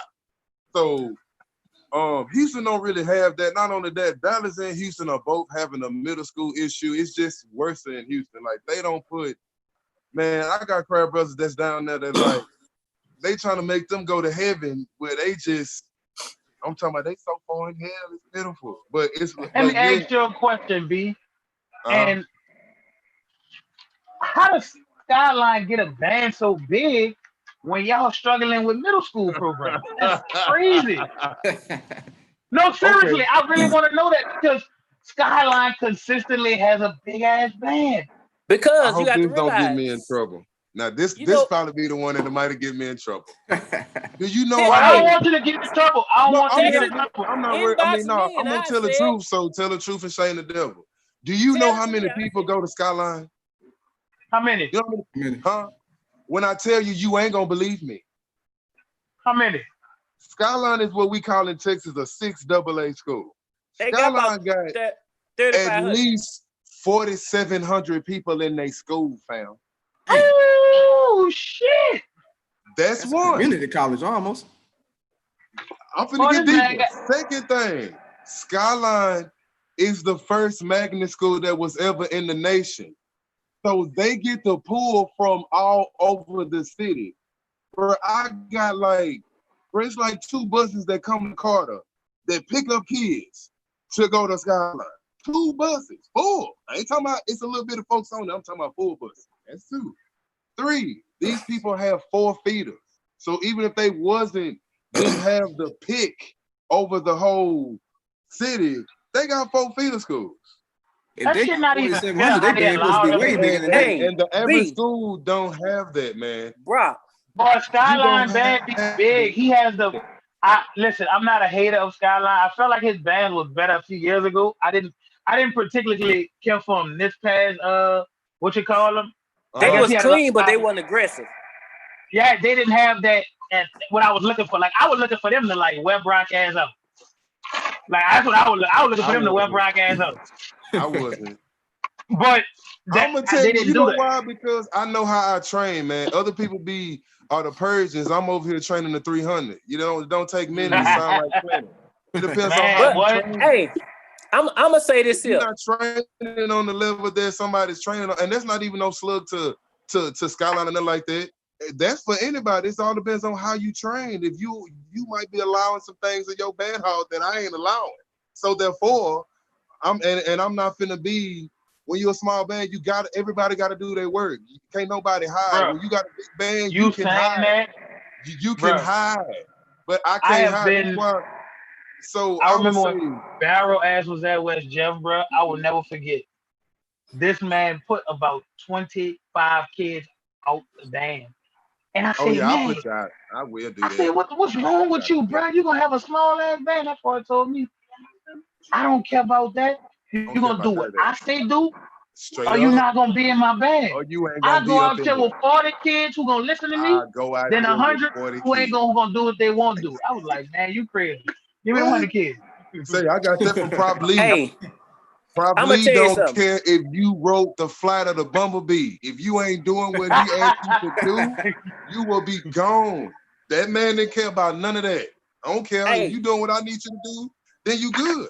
You know what makes when you think about, I can name like 3 bands that stands out with a small band that give you that big punch. First, Southern 48 Posse. 48 people pushing. Oh yeah. That's legend. Texas Southern 95, 96 band. When they got small, when Andrew was the drum major, they was pushing. And New Orleans All-Star Bob band. Marley, huh? And New Orleans All-Star band that year they wore them black shirts in Memorial Stadium. Talking about 14? 14. Yeah, That's they small. were small. They were was small. but guess what? Them bitches was They were headshots. packing. They were packing that heat. You They damn were right. packing that heat. Yeah, boy, Hum had the whole Houston that day. I never forget that. Jesus Christ. Mom had Dallas too. Man, look, I tell people this all the time. The worst L I ever took in my band career was Hum 2010. I promise y'all, we really was at Berman. We really was like. That's when they wore them red shirts. That's when they played. No, that's when they wore them white shirts. That's when they wore them Texas Pride shirts. I believe they said on there. Boy, that's when they played Thug's Cry, huh? No, Thug Cry was 14. 14. Man, if y'all never that saw was like Hum the first year. That was the first year. Band 2010. Boy, Hum pulled up with the whole state of Texas. I would never forget they band was so big, but the sound was even bigger. Bro, shout out to the arranger of Talking in Your Sleep. Cause that shit still give me nightmares how loud it was. Bro. Let me tell you about that song. Let me tell you about that song. Let me tell you about that song, Burger. You know I never wanted that song to be played. Did you know that? Bro, you wrote the shit out that, bro. I'm sorry. I wrote that song because of a bet. Because somebody told me I couldn't do it. I was like, man. That wasn't never a song I wanted a band to play. I ain't gonna even lie to you. And out of all the songs that Prop Gibson chose, I let him listen to that day. He chose that, and I was like, "That's the trashiest song that I let you hear today." Cause that first note hit different when you in the other band. Hey, first note hit different in the other band. I ain't gonna lie. When it comes to band battles, man, I just expect something different out of bands. Like niggas be looking for that. Yeah. I be looking for that power too, but I won't hear everything. I won't hear every note. I want to hear the sections full. You know what I'm saying? Like that year Walker went up to Whitehaven with like 64 people. man. You know what? You know what year I'm talking about? Walker. Yeah, Walker gave Whitehaven a business that year. Yeah, man. Yes. Them niggas in that bitch hitting them niggas like this here. I remember that. Look, with that little ass band, I thought Whitehaven was gonna destroy Walker, especially when they was marching in, and I said, "Ooh man, Walker band small." Because I remember from parade season that year, I was like, "Man, what happened?" But whoever they brought the soldiers out there. You got to remember, when you get down to the fat of your band and you small, they go produce that big sound because they got to be known for that. Yep. And like they was doing some shit like, man, what's that shit? Eric French wrote, Girlfriend. Oh yeah. Boy, yes, that nigga put that bitch in that nigga was putting that bitch in their face like this. Shout out to French, man. Shout out out to to French, man. Hey, man, look. He had them bitches. He had Girlfriend in Whitehaven face like this. I was like, hey, and I was meant to say that AD, that's somebody else I look up to for arrangement too. Brock, what school you went to, Brock? Shout out to French. Huh? What high school you went to? I was a bad child, man. I got kicked out when I moved to Dallas. I got kicked out of DSD, but I first went to Maceo Smith. But I ended up graduating from this school called R.L. Turner, because that was the closest one that was outside the district to my mama job. But I went to Maceo, and my school not even open no more. Like, it's closed. Damn, man. But you know, man, the band culture. I said this, and I always said, some of the band directors' egos so big to where they band program when they bring them out don't match it. Hey, we just got finished talking about that. We just got finished talking about. Which one? We talking about Rick. Go ahead and tell us who you talking. I want to know who you talking about. Because if I agree, I'm gonna say I agree. I'm gonna say I agree. Listen, I'm not talking about the band director that just been at 1 or 2 year program. I'm talking about the one that been have the big head since they got the job and they produce shit. Me too. I'm talking about who are these people? Listen. I'm not gonna go in detail because I'm not one that gonna see you on the street and you gonna confront me without me wanting to do you something. So I'm gonna just say this here. It's a lot of shit talkers out there, and when you see their product, you like. It gotta be somebody. It gotta be somebody from New Orleans. Sound like a New Orleans band director to me. No, all over the country. Everywhere. That's folks everywhere. That's everywhere. Ain't just. That's why I don't talk mess. It hit personal when you know dudes in the city that ain't producing. That's all I'm saying. It hit personal when you know dudes. What you're not gonna do is get me in an argument with band heads and band directors, Burger. You're not gonna do it. Y'all do it. And listen, everybody do it to me. Well, everybody do it to me, but I can't. They do it to me every day. Burger, you's an asshole. No, I'm an asshole because I tell the truth. I be telling dudes, you know what? You know what's lame when your kid go all the way to college. Your kid go all the way to college, bro. That shit blows me, bro. You know that kid not ready to go audition for nobody band, bro. And then they gonna ask that kid what high school they went to, and then they gotta represent you. That shit embarrassing. That shit should embarrass you if you're a band director. I got a question for both. I got a question for everybody. What's the difference between playing powerful and loud? Power and blowing. I say that. We'll say you feel power. Power is felt. Between playing powerful and blowing. Okay. Feel that power. Okay. You feel power. I'm gonna answer that. Hum 2010 was powerful. To sum it up, every band ain't powerful. Hum 2010 was powerful. Well, when you sit back, Brock, and you get a music score and you look at it as a director or an assistant, just say Burger might write a song and he sit back and look at it. It could be loud, but it won't reach its full potential until every note, accent, rhythm, dynamics, everything is played exactly like he wrote it. And the thing is, everybody could be powerful. I mean, loud. Anybody could be loud, but it's easy to be loud. Right. Huh? You can be loud with 30 people. Loud is be nothing loud but with 30 fast people. moving air. That's all Yep. it is. It's fast Yep. moving air. But folks don't focus on the second part about it. It's to making sure that your embouchure can handle the power, the fast moving air that you're doing. But see, and that's how people be loud and raspy because they don't focus on that. You got to remember this here too, bro. People have staffs right here. In the first note, they giving these high school kids that shit up here. Bring them down. You gotta trick these kids. You gotta write everything under. If you write it up there, they not gonna play it. Right. If you want them to play some shit about a staff, write it on the staff, bro. Right, Especially right, trumpet players. That. Say that again. You gotta do what? Somebody just said, write for your band. You got right for your That's right what for band your band. directors You don't have to. do. How They you don't out write here for their playing band. such an arrangement with 40 people? So they got 60 damn trumpets. That song was arranged with 60 trumpets. You got 8. Right. But then you gotta know how to arrange. If you want to play something from another college, you gotta know how to arrange it for your program. Put your own I twist play on. You Belong to Me. I play You Belong to Me, which at Carter, that was one of their signature songs. But I revised it, I lowered the key, and I put it to the point to where my band would sound with the same intensity as the original song would sound. But if you don't know how to write for your band and to get that accomplished, then you're not gonna do that. So then now your song sound empty. Man, Prime used to get on us about empty arrangements. Prime example. Brian wrote Clouds.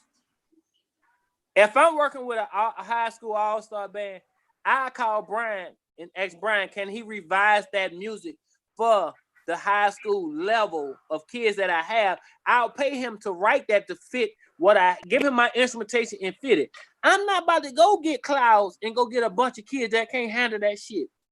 You know, everybody just want to go get the music you just and write say, it for yourself, for your program. Everybody just want to be in the band room and say, oh yeah, I'm playing a Brian Simmons arrangement. I'm playing a No, it don't even be that. It be about, I tell people all the time, the art of it being about the kids is lost. I remember when band directors didn't want to shine. Band directors wanted you to see their product. They didn't want you to see them. Now band directors want you to see them. They don't care about what's behind them. Man, and you can tell by how when they having a battle, it's all about them. It's not about. It's all about them, man. Okay, so to answer my own question, the only difference between to me is playing powerful and blowing is attitude. That's the only biggest factor. That's it. Well, no, I that's the biggest factor. That's the biggest factor. But guess attitude. What? If you don't know the music, something that it's can just gonna be powerful and not blowing. Something can be powerful. Can I ask one question? We had a show last week on Crucial Conflict, and they was asking what's more important, a kid knowing how to read, a kid that's really good at playing by ear. Man, the fundamental. Listen, I would say my bad. It's a combination. Go first, bro. I would say it's a combination of both, but it depends on who the person, the player is. Well, I would say reading is more important because reading helps you to develop your ear. But I know that there are some people who can play very well by ear, and I'm not knocking those individuals that do that. But I would say reading because reading will help you expand your ear. I think so. I just can't agree with crippling a kid. I don't care how talented he is on picking up on stuff. I just don't agree with crippling a kid to the fact of like it kind of make me feel like we saying put reading on the back burner. And I tell kids all the time. I agree. If you want to go to college and you say you want to be in somebody's collegiate band, bro, reading should be your. Not only should reading be your number one priority, sight reading. Because there's a lot of kids that can read, but they cannot sight read. So at the end of the day, I mean, when they drop that piece of paper in front, is anybody, you put whole notes in front of all of us, we can read whole notes. We can clap whole notes. When you go to put them 16 notes and add them different rhythms in that, now them kids lost because you've been crippling them. Lost in the sauce. You've been crippling them for 4 years with whole notes and half notes. So they think that's the way. Right. That's because people don't teach the fundamentals. like it really should be taught. So at the Now, end of the day, reading is more important because it helps with your fundamental well, things about it. I'll say this here on that subject. If you take a child that never picked up a music instrument in 6th grade, and you start with the basic fundamentals of whole notes, quarter notes, half note, 8 notes, 16 notes, 30-second, and introduce that child to all his major and minor chromatic scales in every integer as far as whole note, half note, quarter notes, 30-second notes, 64 notes. When you incorporate all that, that is the fundamentals. You're teaching that child from the beginning all the way to the point to where he should be able to understand how to read music. Most people just want to take a kid, give him the concert B flat scale in concert band clinic A, B, and C, and then go throw them on who do I turn to? Jump, dum, dum, dum, dum, dum. Them kids gonna stumble on that.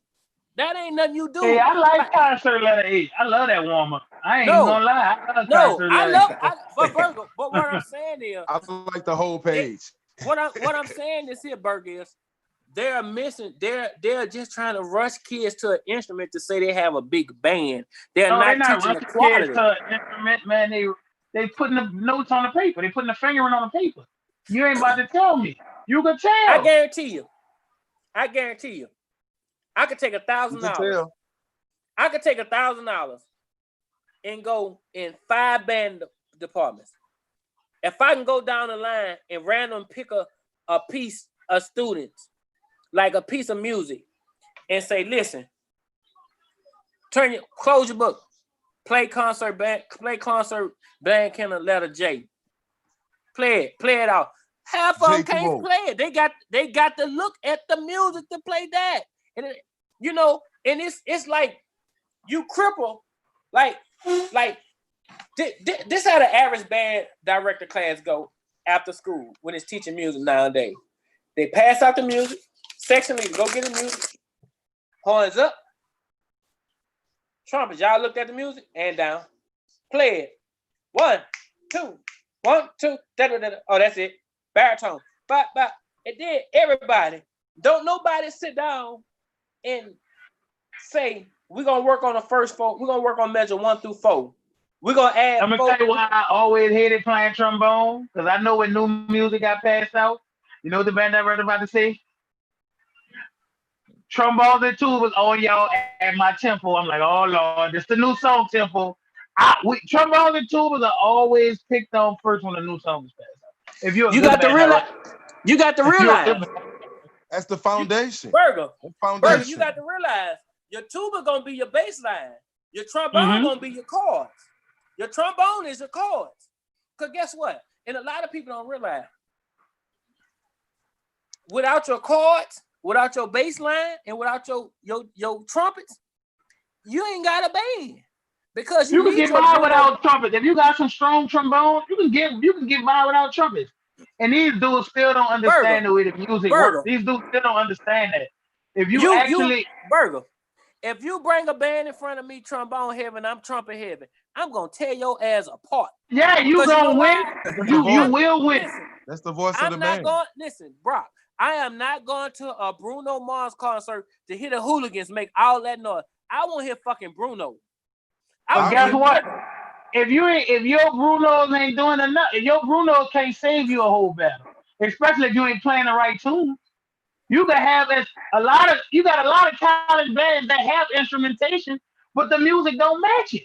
It does not match it. That just because the directors don't know how to write for their fucking. I tell people all the time, I can put a loaded gun in your hand. If you don't know how to shoot that motherfucker, you gonna get your ass beat down. All right. I can put a loaded gun in your hand. If you don't know what you're doing, it don't matter. Right. Like I tell you, I give you one even easier. Everybody got fists. Huh? Right.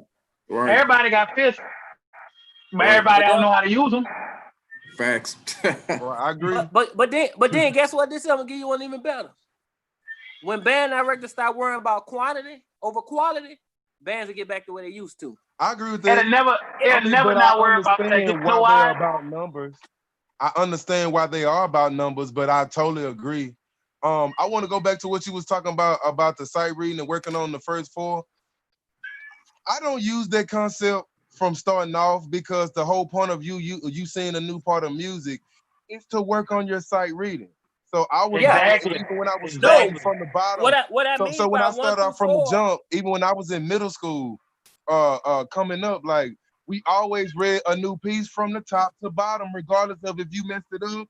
We got from the top to the bottom. Then we'll go back and that's fix what I on some mean. stuff. Like, I But mean, go yeah, through it. Like, you go have through to it. go through it, and then we can gonna go play back. through it. Not only that, But but listen. it depends on what you telling your kids when they get a piece. Like a lot of band directors just tell them, okay, look at your piece. Well, even if you got a band that know that, you still got to always be teaching, as we say, the 6 things of sight reading: clef, key, time, accidentals and dynamics, difficult rhythms, and repeats, and have them understand what you mean by that. Okay, look for the most difficult rhythm that's on the page. It might not even be difficult to you, but the most difficult thing that's on that page, because that's probably what you gonna mess up the most on. So it's just all about building their mentality. We have to teach kids how to sight read, not only that, but how to practice. Like a lot of band directors don't teach their kids how to practice. And if you don't teach your children how to practice, then you gonna have a certain You can issue go a of little how deeper, you- bro. You can go a little You deeper. can't. Hey, listen Those to band this. directors was never taught how to teach. Not I so can much that agree you with don't. that. I don't believe that. It's basic shit for me. Like when kids, I be like, they should know all their sharps and flats, right? So I tell kids all the time, especially when reading, what's the first thing you should do when you get a piece of music? Look at the key Look at signature. your key signature. Them kids don't even do that. They don't know what that means. Right. They're gonna looking at you like you talking crazy. Man, listen. I say, hey, bro, look at your key signature. You're gonna be able to recognize all your sharps and all your flats. Right. Especially, You could walk up to a kid at a parade randomly.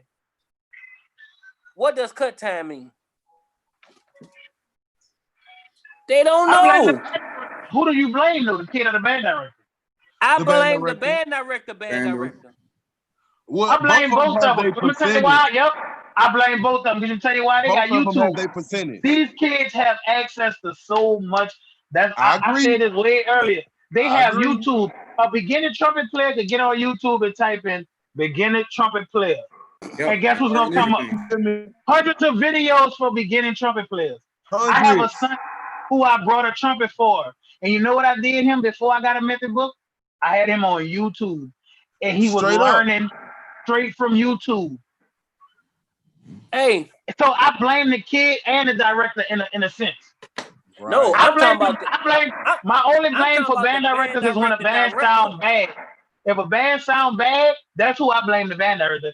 Because you know what? This song ain't just started sounding bad in the street. Right. Guess what else it sounded bad? You heard that shit in, I'm sorry. You heard it sounded bad in the band room. Yeah. You heard that in the band room. Hey. I told her, I ain't gonna say who I told that to. I ain't gonna say who I told that to, but I told that to. You know what I'm talking about. I told that to a band director. I was like, you heard that in the band hall. And now you can say what you want to say. You can say that somebody hating, but you can't say that sound good. Well, maybe I can say this. You can't say that and I believe it. You can't say it and I believe it. You can say, a lot of people say some dumb stuff, but you better make a believe out of me, because I feel like that you should know better. And that's probably one of my biggest issues, and Mark get on me about this. I don't expect that you're worse than me. I don't expect that I know more than you. I judge you off of you should know what I see. Yeah, I judge you on what I can't judge. I judge you on what I see. Right. And then if you expose to me that maybe you are not understanding certain stuff, or maybe if you do understand it, maybe you was being sorry that day and you was like, fuck it. Man. You had something going on. But yeah, even though there's still no excuse, but it's just like, that's the biggest issue that I have with a lot of band directors. I call it a band director IQ. Like it's a basketball IQ, it's a football IQ, it's a band director IQ. You supposed to know how to solve stuff that ain't even ready to be solved yet. It's so much that you gotta really have in your mind. So for me, how y'all get a background? I'm about to say the same thing, but it's like you gotta have that mentality to really know that. And some band directors wasn't taught that. I wasn't taught everything at Texas Southern, but I wasn't scared to get out there to go find out what I needed. You got to look at it though. You got to look at it though like this too, bro. People get songs in band camp. them songs still sound bad at parade season.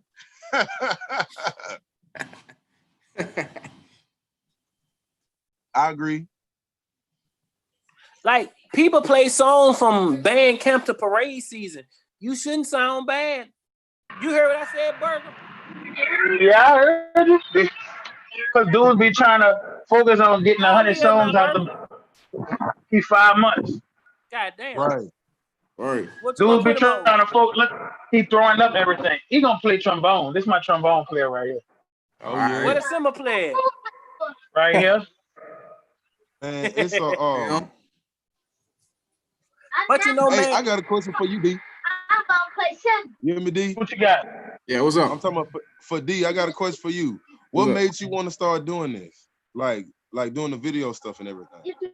Man, well, really, I was noticing, it was only certain high school bands that was getting coverage. So I was like, man, you know what? Let me start covering bands that people don't know about, like Donaldsonville, schools like that. So, Bro, I remember when I first saw you.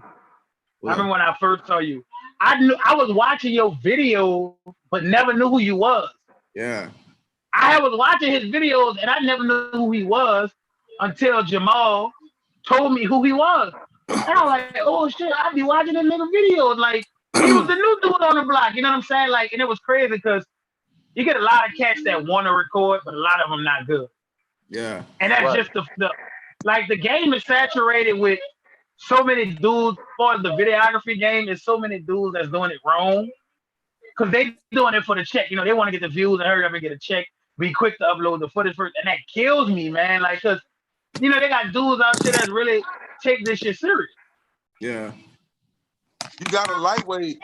Honestly, you lightweight got to be a bandhead to really record for the for bands. Because a lot of people, I'll be like, you could get a better angle. I'm a person that I like to see it from everywhere. Like, I like to see it from across the field. I like to see it up close. I want to see what you sound like from the back. I want to see what you sound like from the side. Because I'm gonna tell you something though. Yeah. You know what I don't like with a lot of like camera crews, videographer, bands. These people go home, edit these clips, and change the volume. Upload that shit raw. Give us a raw edition. No, just take that shit. Right. From camera. I love when they look at the clip. When you look at the clip and they say raw version. Nigga, bullshit. This shit not raw. Burger. Put your line ass. Hey, look. Me and Burger was talking that. Me and Burger was somewhere, and I looked at Burger. Burger looked at me. Burger said, "Ricky, what you think about?" I say, "When we get home, or we get before we make it to the bridge, and we listen to this clip, that bitch gonna be audio edit. Before we get under the bridge from the back, that bitch was up audio edit. I'm like, God damn, who the fuck have time to go in this? Nigga must got a portable audio machine with him or something. Nigga be walking up the what's it called, up the block. Nigga be like this on the block, on they tablets. E flat here, Z flat there. E flat here, Z flat there. like, and it's nothing bad about it. But I just like man, like the thing is when the footage get edited like that give people more sense to try to argue with you about how the band sounds. That's why I'd rather you be there in person, because I was at boxing, and I'm not gonna bring up the battle, but I was there in person, and whatever I think happened. I don't even want to get back into the conversation. Chalupa, you talking about Craig Mine and Carver? I mean Craig Mine. No, I ain't talking about nobody, because I'm not about to say nobody's name, because I'm not going back on that road. If you talking about what they were discussing, I say this here. Like I told Chalupa, I expected more from Edna Carr than what he put out. The excitement was there, but you could tell when the songs that they was confident in, like Humble, like that rap song when he was doing this here, when he was directing like this here. Yeah, Enzo. Yeah, they played the shit out Enzo. They played the shit out Enzo. Listen, when they are confident in a piece, they are held.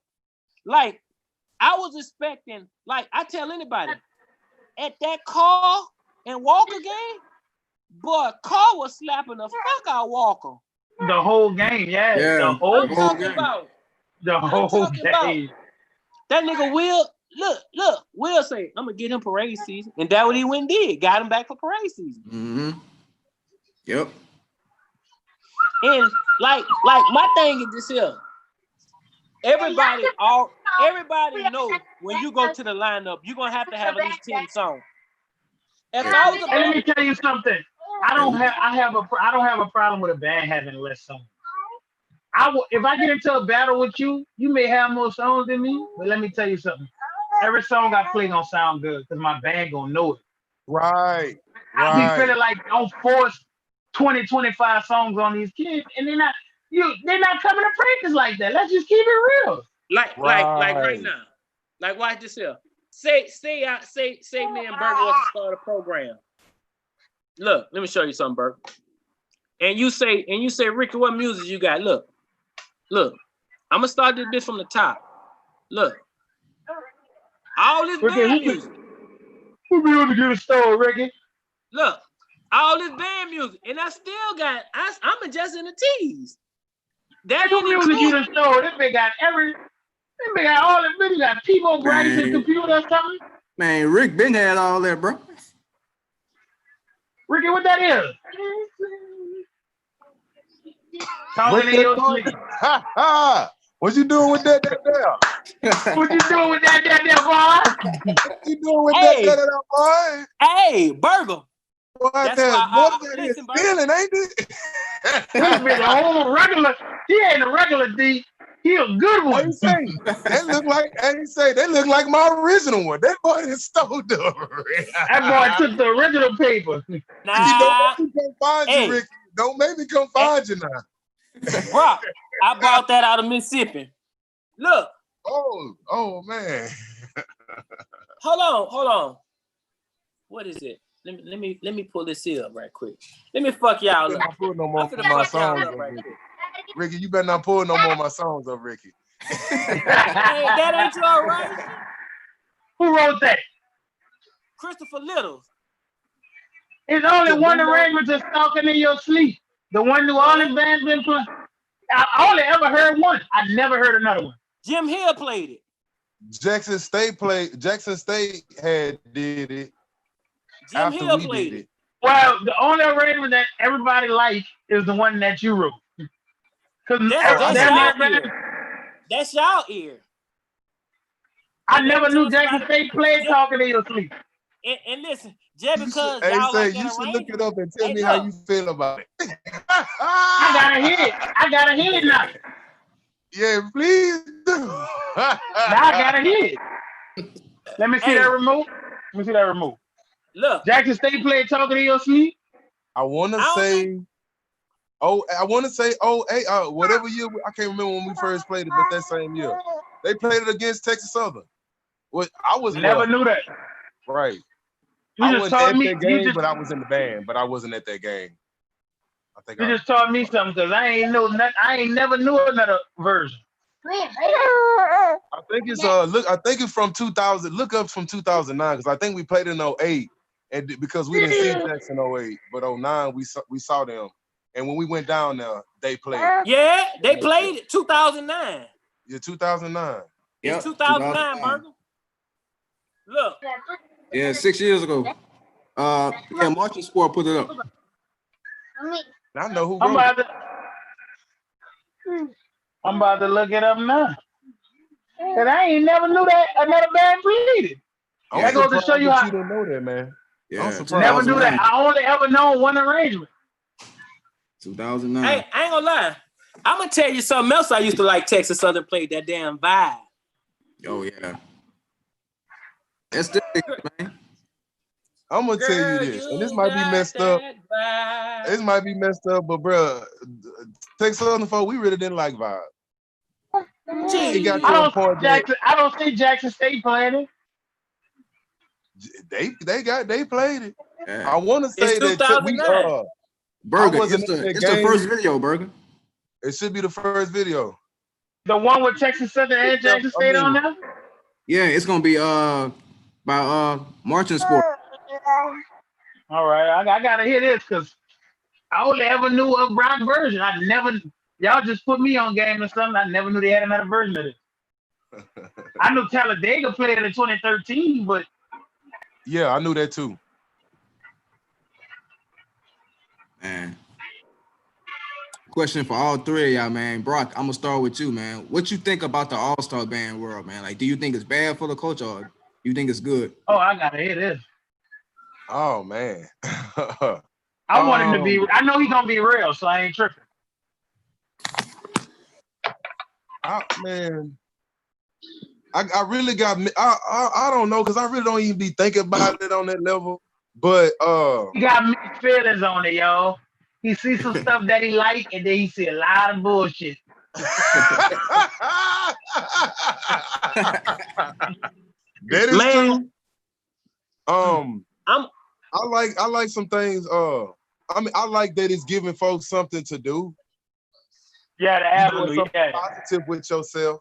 I kind of and that's really what I'm trying to do with the All-Star, the high school All-Star that we got going on in Dallas. I really hate that Katrina. I keep on calling it.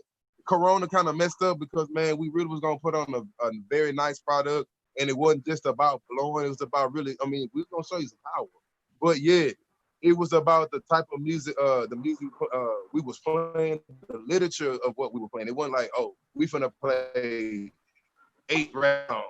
You know, of course you got to give the people what they want, but yes, just to show that we are doing more musical stuff. I really kind of wish that All-Star, high school summer All-Star would come back, like how folks used to do field shows and they used to battle in the stands. I wish that aspect of it to really teach these kids. It's nothing wrong with them being with the grown people at all, because I think that's good because it's good for the younger generations to learn from the older generation.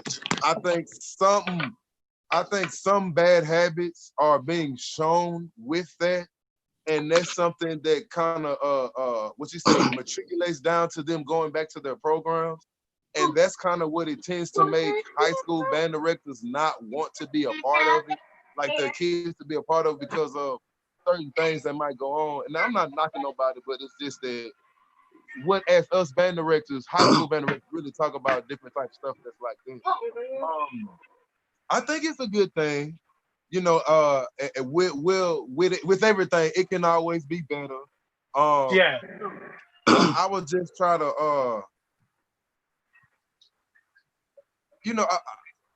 I think that the purpose. Stop being political. I think the man, one thing about me, I don't care about the enemies that I got, but I ain't trying to make no new ones though. Well, let me explain it like this here. All-star band culture. You can have high school band and you can have alumni high school band. But the high school bands in every city are never come together and make it because band directors too cocky and too ego struck to come together and break down and work with everybody kids to make music better in the city, which it is. And then when they don't want to step out on a limb and take lead and work with the high school kids, the all-star band directors and the alumni that bring those kids that want to participate in summer band, giving those kids something to be off the street for, they got a problem with them. And the problem lies within self. You hate that your child are going to get fundamentals that you can't teach from another band director and alumni all-star band because you get some players that come to some programs that are shaky. Like, use Baton Rouge, for example. All the band directors here work with LAI, majority. But guess what? A lot of those kids that are in 11th and 12th grade has got a chance to work with Knighton, with Doc, with Wilbur Rawlins, with Everson Martin, with Kedge Taylor, with Nathan Hamer, with Brian Simmons. So that is 7 collegiate level. Only one on that list, I'm just saying like that has been over the head director at LAI. They have, and you also have the Javon Pilots, the Aaron Russo, the Anthony Hollins. You know what I'm saying? The Trents. You have those that trickle in and give those kids a lesson that they can take back to your program. Like That's because they all go to the same school. When you all went to the same school, then y'all have a camaraderie that y'all already have. So therefore, hold on, listen. for folks to work together. Listen, but that's not the case in no, listen, Brock. What I'm saying is, summer band, these kids get things like, you know how many kids would love to sit from all over the world, love to sit in a band program that Ryan Simmons is teaching, fun like music in. You know how many people would love that high school level? Why? Because Brian is that band director. When he's on the podium or in front of Southern, they know one thing: he's gonna put that intense in. So what those kids, when they band director had them in the stands like this here, Brian gonna have you like this. You know what I'm saying? And most people not gonna agree with the high school all-star band and alumni all-star band mixing, because their kids gonna get exposed when somebody, like if Burga to write a piece of music and go down the line, man, what school you come from? Man, and you sound like this. You know, a lot of people don't want to be exposed teaching habits over the summer. I agree. But you know, in a sense and form, it's good and it's bad. The bad side is you might have a child that's play technical. He get around some niggas playing a voodoo. Nigga baritone bring that bitch down like this here.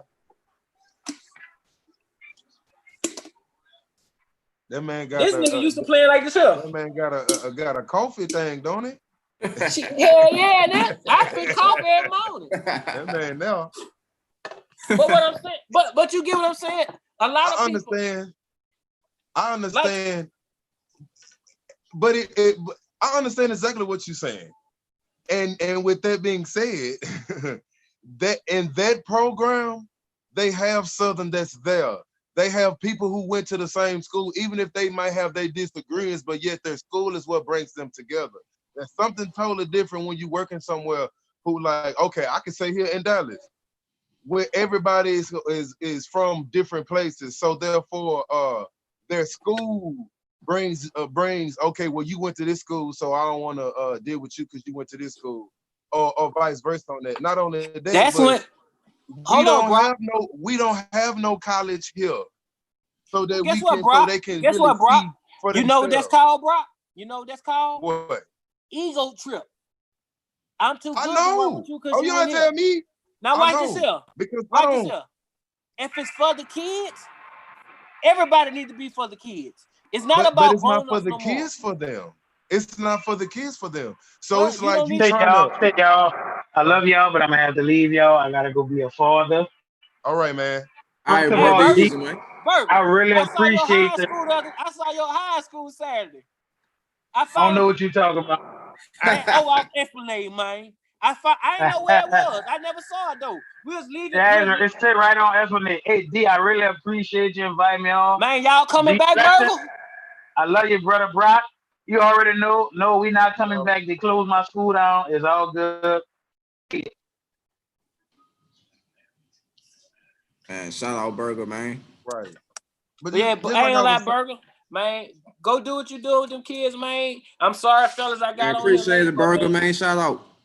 Right. Hey, but look. Say, look, boy, let me show you something. Boy. Oh my God. Man, serious, man. Serious. Oh my God. Like I was saying, it just, I mean, like the whole All-Star thing, it just, I'm really doing it for the kids. It's not for me. That was something that I did this year. Like, I think I only had one performance. It was one Battle of the Bands that I think the Battle of the Band folks that actually said me and my co-director name. Like at all of my games, I don't want you to say our name because it's not about me. I don't care about if you know they get them kids they props. Don't come up and tell me that we did a good job because I mean I know that.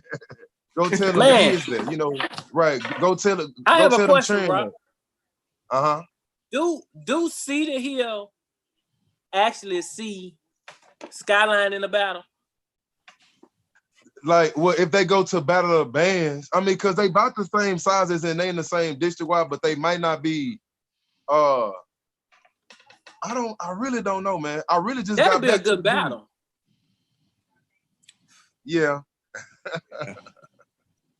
Yeah. But I say they'll more so see each other at Battle of the Bands. If they play each other during the season, it's probably few and far in between, like maybe a year after, maybe once they were spread. It just depends on how they do the zoning for them, because both of them are, I think they both are 6AA school. Well, we got 6AA out here in Texas too. So Man, it just depends. Okay. how was it for you to move to Houston, work with Texas, and then go work with like Houston band, then go back home to Dallas to get a program? You say, how was it? What was the struggles you faced to leave Houston to go back home? Man, the struggle was mentality. To me, that's the hardest thing to teach. That's harder than teaching notes. That's harder than teaching rhythm and how to play your instrument, the mentality of your instrument.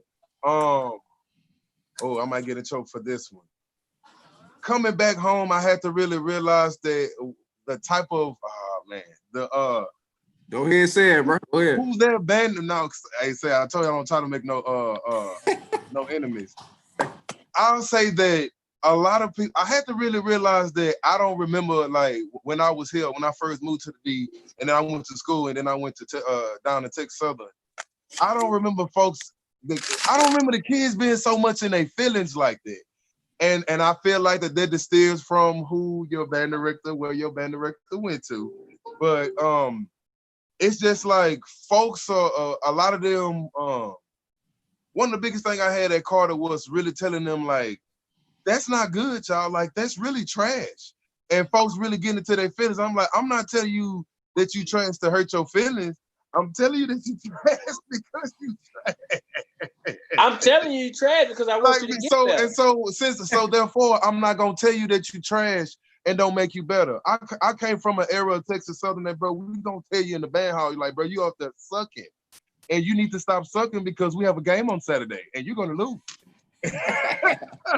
So I'm just used to telling folks the real, and when they have to break old habits that they thought that were good, breaking those, because it's hard, because a lot of people are not used to you teaching the way that you teach.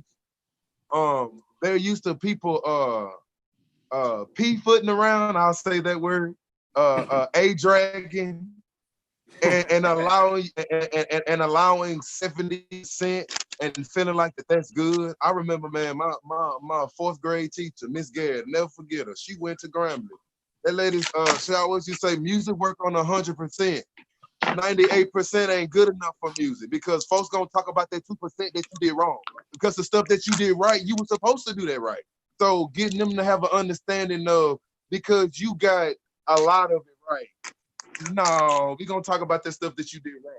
So and drive. One thing I can say about Houston, and even though the programs are kind of the way that they are, and I can honestly say a lot of it is really not the fault of a lot of band directors in Houston. Not saying that they don't have their percentage, but as a whole, it's really not their fault. It's the Houston mentality of wanna be great. I'm gonna do this. I'm gonna make sure I do this for my city, for my school, and it was kind of totally different going back, because when I first had left from Dallas, that really how it was. So coming back to seeing that that's not how it was, that was like, okay, it was very, very educational, I should say the least. So I would say that was probably the harder, like the mentality on, this is really not good. And then not only that, to as a band director, and a lot of band directors probably don't really feel me on this, but I know the good ones will. You really got to be a trombone, mellow baritone, saxophonist, clarinetist, man, because at the end of the day, thank God that I was blessed with an assistant, and he was new. So there was a lot of things that I had to teach him. So not only did I have to build a brand new program, I had to build a brand new band director as well, which you really have done that before. That is not an easy thing to do. So, but still thanking God that I had an assistant, because if I was by myself, a lot of band directors, y'all gonna get these programs that you're gonna be by yourself.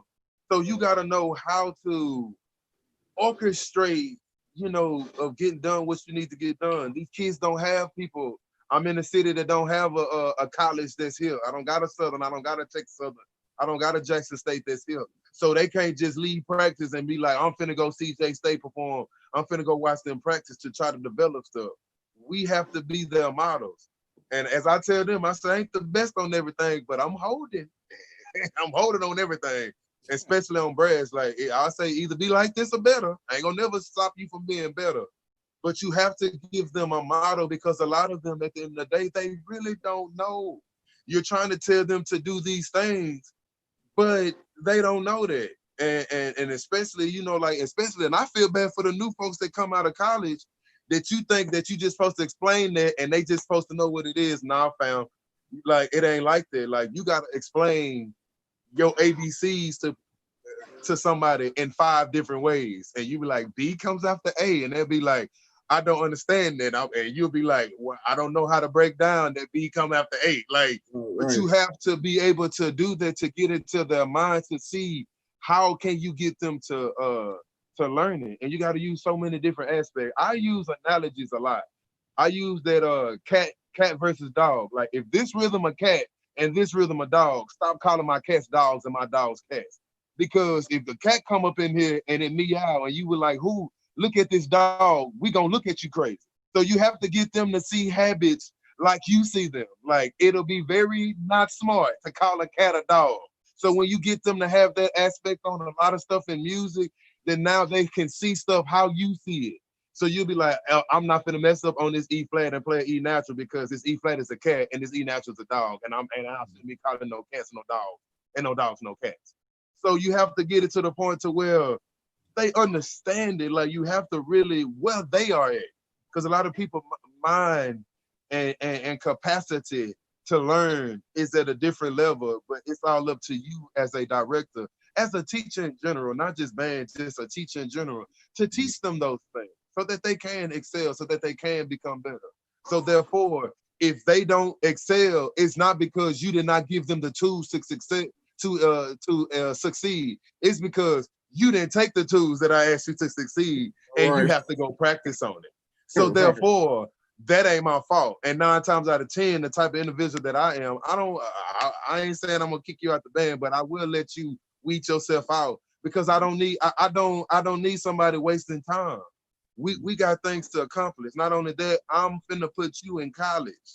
So therefore, there's some things that I gotta teach you, i.e. new student who just learned how to play in high school before you get up out of here so that you can go to college or go, be successful in life in some type of way, or regardless of whatever that you do. Even if you don't plan to go to college, even though I would like for you to, at least you have tools that you learn in being in an organized program that you can take those things and apply them to your life. Band ain't nothing but life. That's all it is. And if you apply those things so for you to get better in band and to your other subjects and other stuff in your life, like you're analyzing what's going on so you can make a rational decision so that you can handle that, then you will be successful. And then if you add some discipline on top of it, oh Lord, you're gonna be the greatest person that ever walked. But that's the process that a lot of the newer generation is not willing to do because everybody wants stuff like this. And band is still old school. They ain't made an app yet that you can get that app and now you the coldest trombone person that ever walked up on the man. You gotta, it's still old school. So that's what deters a lot of kids from coming into band because you actually gotta work. It ain't, you gotta put some work into it. Not only that, but you gotta put a lot of consistent work into it. You got to. My bad, I kind of was long-winded on that one. Oh, you good, bro. You good, man. You know, band not for everybody, bro. Just like sports. It ain't for everybody. Right. So, Rick, man, you got any final words, man? Questions? Nah, man. I came on the interview late. I just jumped on to talk a little shack.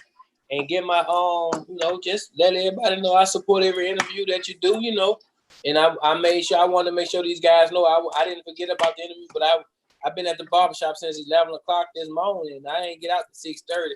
I had to go hurry up, come home and print some shirts for somebody. But man, I want a shirt. Huh? I want a shirt. Print me a shirt. Make me a little Carter shirt. Don't make me a Carter Cowboys. Send me your logo. I print it. How about this? Make me a logo. Do something different. I want to see where your creativity is. I might make that my band logo. What's up? I like stuff like that. I like new stuff. But I'll give you our old logo just in case if you want to see what you want to create out of it. Send it to me. Send it I got you, man. Hey, request me as a friend on Facebook, man. And I'm accepted because I don't accept a lot of people friends on Facebook. Let me see if I can add you right quick. Yeah, if you can, add me on there. Let me show you how many I got. I actually got. Hold on. It's man fresh out of Facebook jail. I'm trying to tell you. See, I don't talk mess on Facebook, so don't nobody never put me on jail because my fingertips ain't strong. My fingertips not strong. Look. Oh man, I don't got nowhere near that. No, I keep my circle real short. I don't like a lot of BS on my page. I like uplifting. There's a lot of Facebook gangsters out there, man. Y'all know what I mean. A lot of Facebook gangsters out there. Fuck them people. Bitch reported my page. Bitch. Right. But man, Brock, man, I appreciate this interview, man. It was good, getting this interview with you. I know I was late, technical problems, man, but I appreciate y'all. No, it was my fault too, man. You good, man. Hey, Brock, and I got a question for you. Who y'all play early in the season that got a show style band? Man, I don't know because they ain't made our schedule because all this Corona stuff going on. Man, bro. what they doing with Lincoln and Wilma Hutchinson? What you mean? What you mean by what they doing? They still open? Yeah, they still open. Both of them. Man, what's the little dude name? He bald headed from he from Dallas, used to work with the All-Star band. He was at a middle school. What's my boy name that's at Texas College now? Who I think? No, he was at Lincoln. He was at Lincoln. Kevin Smith? I think you talking about KD Smith. KD. Now but you remember bald-headed though. No, it was the little bald head dude that used to be with KD all the time. Oh, you talking about Lance Williams? He's assistant principal now. Oh yeah, that man moved all the way up, man. He moved all the way up, man. Look, I got a lot of respect for him too as well, man. Much respect for Lance Williams. Much respect. The little bald head with that talk trash? Yes. Hold on. He's a better individual. Yeah, I got much props and respect. You talking about? I know who you talking about. But yeah, man. I would say this. I'll say, I guess you say the final note for everybody, for band directors, man. Get back to the music.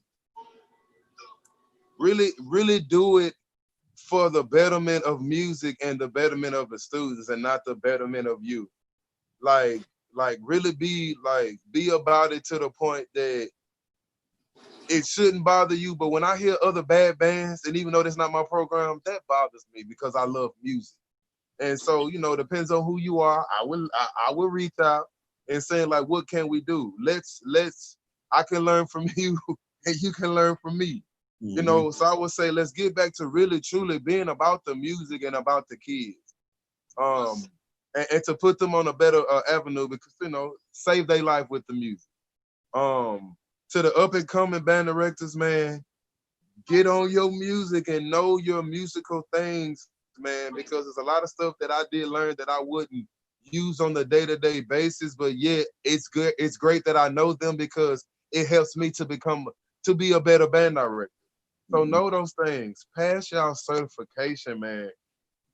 Get it all the way right. Don't just halfway do it. Don't just do it because it's a hobby. Know the difference because you really want to do this. And it's a hobby of yours that you just like to do. So really get into the music. Learn how to teach, man. Oh, learn how to teach. Please learn how to teach.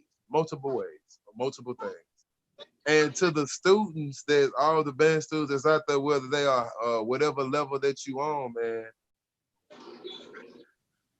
let the music use you, bro. I swear, if you let it use you, fam, like let it, let it use you, like really put your all into it. Yes, know how to section off your life that you're gonna do this for your music, and you got time for other stuff. Like, be good at it. Don't just want to be microwave good, like 30 seconds good. Like, really want to be good. Man. Like, really go out there, and as the old folks used to say, go out to that woodshed. And don't and this is for everybody, band directors, students, and future band directors. Don't be scared to say that you don't know something. Don't be scared to ask somebody, man. Everybody, and it's sad because everybody kind of got that mentality, or the majority of people out there trying to get you or trying to use what you know to find out. Man, I'll teach you everything I know, and I'll still beat you because you ain't gonna teach it like me. You ain't gonna have that je ne sais quoi that I possess.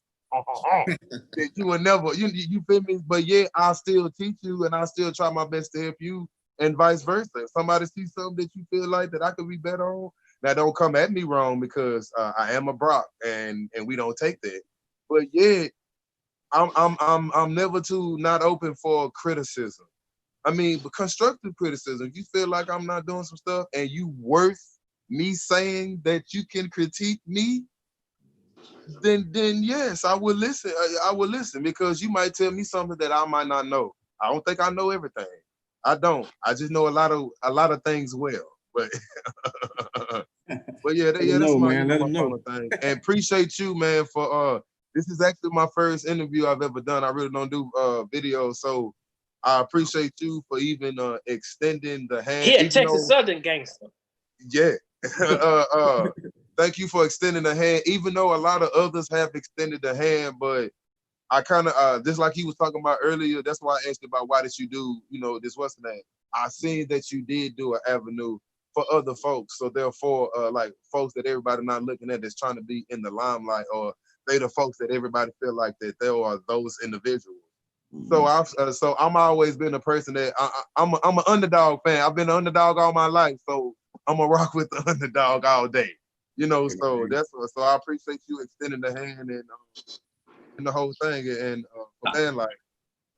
Man, and before we go, we're gonna give a little H-Town tribute to a Texas Southern, band and stuff. Got to, man. Oh Lord, what you finna play? H-Town, what's up? Dallas. You gonna play Screw? That man about to pull out June 27th, watch. Oh Lord, please don't. That boy about to pull out Vibe, watch. That's about what he gonna pull up right there. Uh-huh.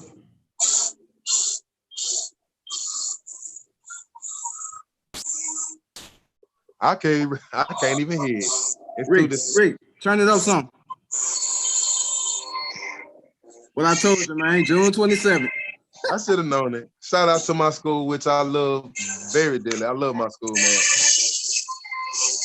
And my teachers who taught me at Texas Southern, I gotta shout them out, man. I had some great teachers, man. I'm talking about not even just my band directors, but just the regular people that was inside the music program. Man, I had some great teachers that wasn't finna not let us get up out of there, not knowing our music stuff. So shout out to Texas Southern music program, especially the era that I was there. Man, yeah. Y'all don't know what y'all did for me. Man, shout out Texas, man. Ocean, man. We see y'all. This man really playing this clip too. I'm talking about he faithful with it. That boy is not trying to hit it. Huh? He is in it. Man. But that's Texas Southern, man. This one for y'all, man. Yeah, but that's a BET. Great to actually finally talk to you, Rick. I done heard a lot about you, but it's great to talk to actually. Man, what you heard about me? Man, hey, say as they always say, all good people know each other. You know somebody that know me? All good people know each other. I that's why I tell folks all the time. I don't care about a lot of people knowing me. But as long as them good and them grace know, man, that's all I care about. I don't care about everybody. Man, I'm gonna tell you something. Stuff that know about me, I'm happy about that. I'm gonna tell you something. I talk a lot of shit in the band world, and a lot of people can't handle the shit talking. But when you get in an argument with me, talk about this, that, and that, I'm gonna bring up facts about band battles that you think I don't know about. Like bring up truths, because facts can be proven wrong. I remember arguing with somebody, and they told me, "Well, this band was better than this band." You like that one, did you? I took a nigga back to like 95. 94, 95. I had to ask him, what year you was in school? I say, oh, you was born in the 90s. Nigga, we battled Smiley in 95, Mardi Gras parade season in fucking Morgan City, Louisiana. So when you talk about band battles, I remember when Willow Ridge was blowing that PV at the Southern game. I was there. What? I used to have that tape, man. I used to be a real bad head, man. I lost a lot of stuff, but I'm with listen, bad head is right here. People are the way that they are. I feel. Like I tell everybody, like starts right here. Brock, let me tell you something. Go back when you get a chance. Go to Houston and ask them who is Andrew. Andrew. Used to be Texas Southern drum major, a little bit of short Andrew. In the 90s, 94, 95, 96. Oh, I know who you're talking about. I know my Ocean fam. I know who you're talking about. Listen, I remember Cinnamon. I met Cinnamon when he was on snare drum. Okay. All right. Okay. Do you know how long that's been since Cinnamon was on snare drum? That was a long time ago. Well, they say it's been many moons. That's been many moons ago. But what I'm saying is, when they go to talking band, I'm gonna take you back to them days when I met those people. When Cinnamon was on snare sectionally. When Andrew was drum major, when Texas Southern had about 64 people in the band. When the SWAC championship was held in Baton Rouge basketball at the River Center, because they used to bring all the pep bands down. I remember that. I used to have a tape of that, man. Man, I used to have a lot of stuff. I was there. Man. I miss them old tapes. Them old tapes told the truth. For real. Man, I miss the old tapes, man. Man, listen. I got Polaroid pictures of Southern band, Texas Southern band. This man here say Polaroid. You over there flick? You had to flick that thing, did you? Boy, I go get that scrapbook and show you some pictures of people that was in band. You'll be like, damn, yeah. But you know, man, at the end of the day, most people get mad when you could state the facts. And like what you were saying about band, like people playing loud or powerful. If your band, every child knows their part and play that part, the better it's played, the more intensified it's gonna get. Anybody can go in that bitch and play 12 loud notes out of 48. Because you remember back in the day, a sheet music was like this. Now a sheet music is like this. 8 measures, 4 loops. Tuba drum break. Boom, boom, boom, boom. Woodwind break. That man now say woodwind break. Bring it back. No, I'm just saying, like, man, it's just so much that then changing the band culture. Like I tell a lot of people, just because the environment changed, the laws and the principles and standards shouldn't change. It's just like hustling in the streets. Only way you survive the game if you play by the old laws. When you start incorporating the new laws with the old laws, that means you letting rats in your circle and allowing people to tell on you and think it's cool. But when you doing it by the old way, you do it the way that you know how to make your money and go home every night, you're gonna survive just like band. Apply them old techniques and incorporate your identity to it. Man, music is about fine detail. The more you fine detail your music, the better you will be. Look, and that what dictates And a lot of people think that is style. No, that's not, because a lot of times it's people out here that y'all really think that that's their style, and that's not even their style. They just pay more attention to fine details than the average band does. So that's not even, at one point in time in the band world, that was across the board.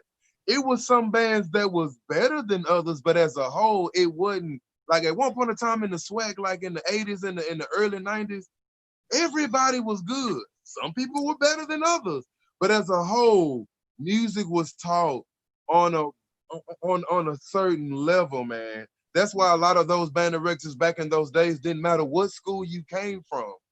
They were good band directors because they were taught music on a certain level. It was all taught on it. Now, some people might have went above that level, but yet it was a certain standard that was always across the board.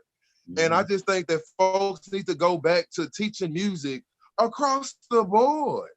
Teach them how to, like teach them how to actually really play their instrument, because style is based off of you knowing how to play. Then you develop your style off of that, because style is nothing but articulation and what you do on this and what you do on that. But if you don't know those things, then you have to know how to play first. Then you can put on your style. Okay, well now my band has a jazzy style. Okay, well now my band has this type of concertist, if you will, type of style, whatever you want to call it.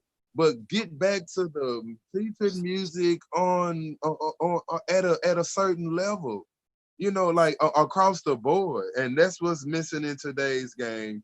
And we got all this technology for us to be greater than the generations before us.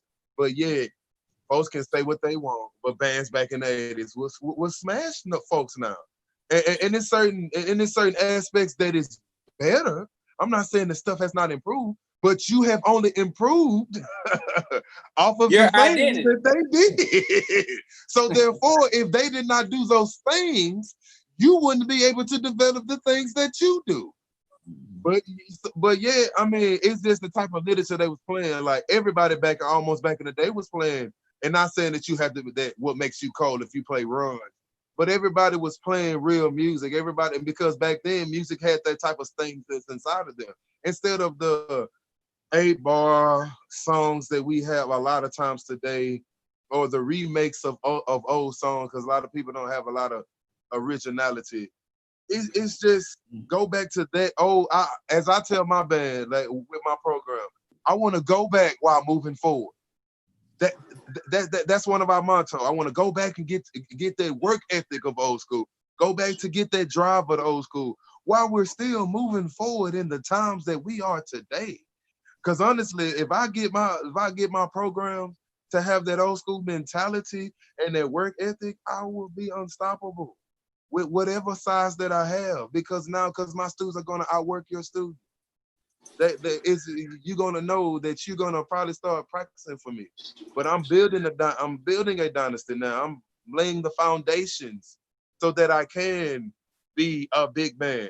But yeah, it's it's hard while you're doing that, and a lot of and it's a tedious process that do take time. I don't think it takes as long as the time as people might think it's gonna take, but yet it's a time in general, because not only do I have to get my program band to be right, I have to get my feeder school programs right, because they are the key to my success.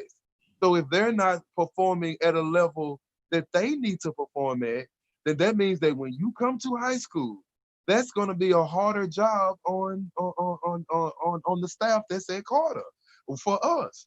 Now, don't get me wrong, because I ain't scared of no hard work, because that's what I was taught at Texas Southern. But yet, if I can make it easier on myself, I got to make sure that they are more successful than my program.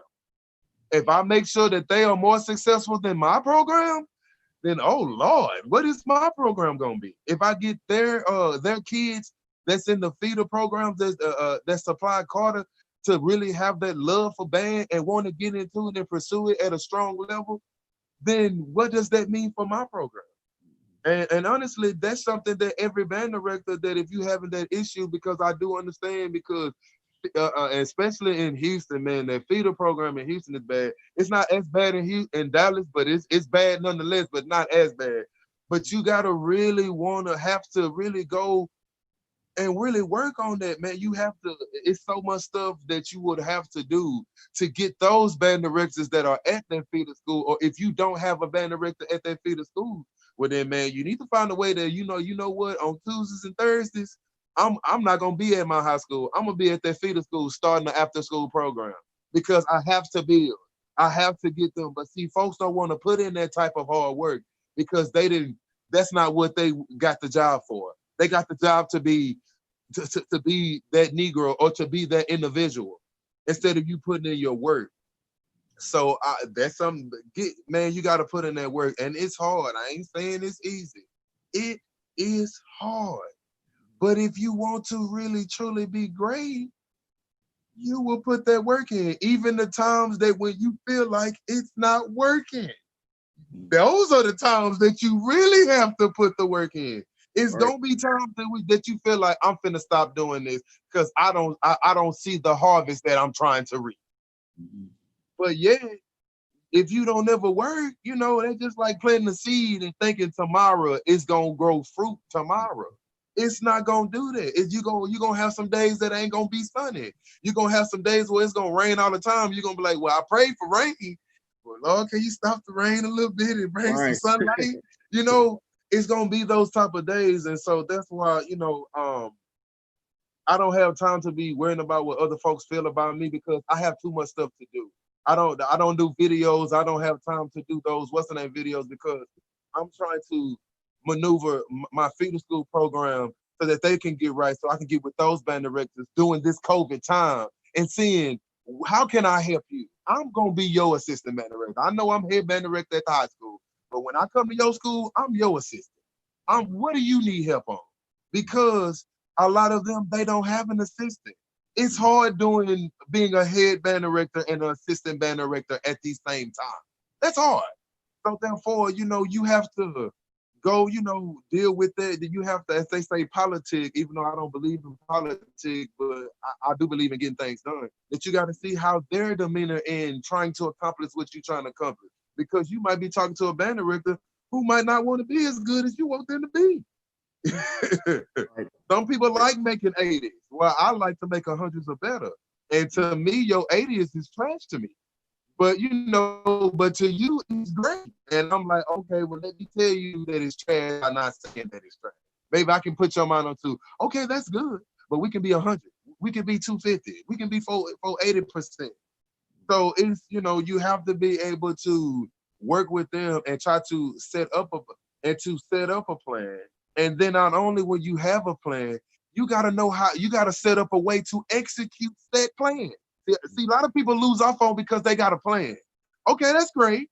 But how you going to execute that plan? How you going to put that plan in order?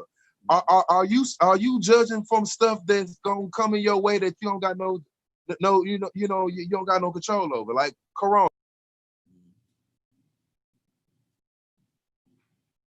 Do that and be great. It's just, I don't be having time for that BS. That's why I'm more so of a, as my friends would say, I'm more so of a pull-up type of individual. I will make a trip because my fingertips are not, if it gets to that point, I would do that. But it's just on the level, I don't have time to be playing these little fairy tale games with little boys at the end of the day because little boys play games. Right. That's what little boys do. But see, this grown man that's sitting up over here, that's not finna go, that's not finna play that game, that's not finna be fraud with you or play the game to be fake just to get you on my side. So because that what makes me feel like that would help me to become better. See, now I'm too God got me too much for me to believe in another person on that level like that. So since I don't, and not only that I have morals and standards that I stand by, that tends to have a lot of people don't like me because I've come to find out that a lot of people don't have them. They don't have them. So therefore, when you have them, they have an issue with you when you have them. So that's why folks will say this and this and that and that. Well, once again, like Burga say, just like Rick and them was saying too, you won't tell me in my face. Exactly. But you feel comfortable in telling other folks in a big group though. So I appreciate that you respect me enough. That Not come say it to my face. know that if you would come my way with that it wouldn't go good. So you would want to go tell somebody who's going to entertain that. And I appreciate you having that respect for me enough to do so. Because I come from a time and from a family that we're straightforward. I'm getting better at how I tell people. I'm getting way better at that. And this interview is one of them. But yeah, I have to be me. And if I be me and that gets you to not like me, or that gets me to have an issue in what I'm trying to do in life, then apparently God is showing me that I might need to move on and do something else. So, everybody don't have that aspect. Me and Mark Martin, man, we talk about a lot of stuff. We talk about, that's one of the things we talk about a lot. And it's just on the level of like, I hate to say I don't care, because I mean, I don't mean to say it in a negative way by when I say I don't care. When I say I don't care, it's like I don't care about the aspects that you care about it. I don't care, because that might insult you, and you might have, maybe I should say, you might have time to care. I don't, because I'm trying to build my program, and I got feeder school programs, and I got stuff that I got to do, that my district allows for me to do. So I don't have time for a lot of things, so I just don't care, because me caring about something that is so frivolous will stop me from being great. I don't have time to focus on that. And I pray that others who do not care for me or feel some type of way about me, that you do the same. Man, I feel that, man. But that's the bad. I know you got to go, man. I know it was a long interview. My bad, man. I can talk You about good, I do like bro. You good, bro. Appreciate y'all. Appreciate you, man. Appreciate you, man. Like I say, man, stay safe out here. And when the band world opens back up, man, I'll definitely make that trip to Dallas. Come check y'all out more, man. Oh yeah, man. And anytime a video, bro, you got me, man. I got you. Appreciate that, when man. When I come to Dallas, I'm blowing at it. Go ahead. I expect nothing less. And why you can come see the band hall. You can come see the elevator. Everybody don't got an elevator in their band hall, but at Carter, we do. Come on, see the new band hall. I say, bro, I really could stun on folks, but I don't care about that, because if I really show my band hall and the stuff that we got up in there, folks will be mad at me because God blessed us. And I don't want nobody to be mad at me because I got blessed by God. I just don't need that to be on your soul.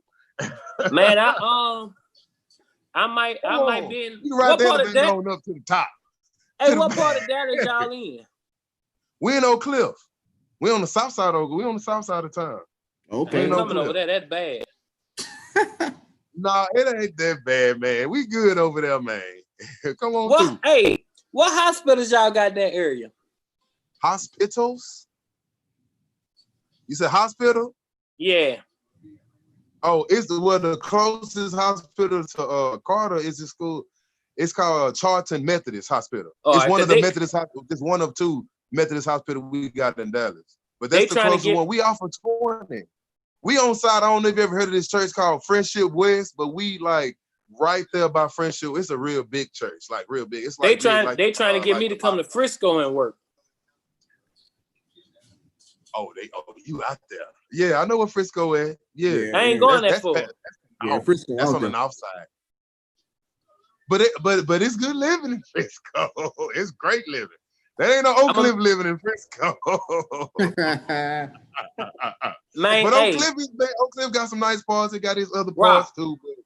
I stayed 1 block from Cullen and Belford by the jailhouse apartments. Cullen and Belford. Oh, you was in what's that? Sunnyside. What's that? South Park.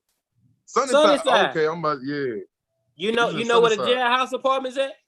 Oh, I know. Yeah, I'm the projects. I know where they at. They got that Family Dollar on side the gas station. The Family Dollar right there. It's like a little like a gas station that's right there on that corner. It's a Burger King. I know what you're talking about. I was 2 blocks from that in the hood. Oh yeah, you was there. You was in there. You was in there like swimwear. You was in there. Yeah, but yeah, let's go. But we gotta get on out. We gotta get on up out here. Plus, I gotta be at work in the morning, man. I got new stuff that's coming into the new band. Man, I'm at work now, man. What y'all talking about?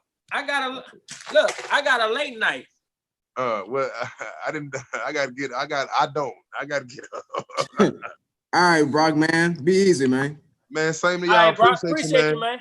Send that to me, though, Both of Brock. y'all. All right, for sure, man. All right. Yeah.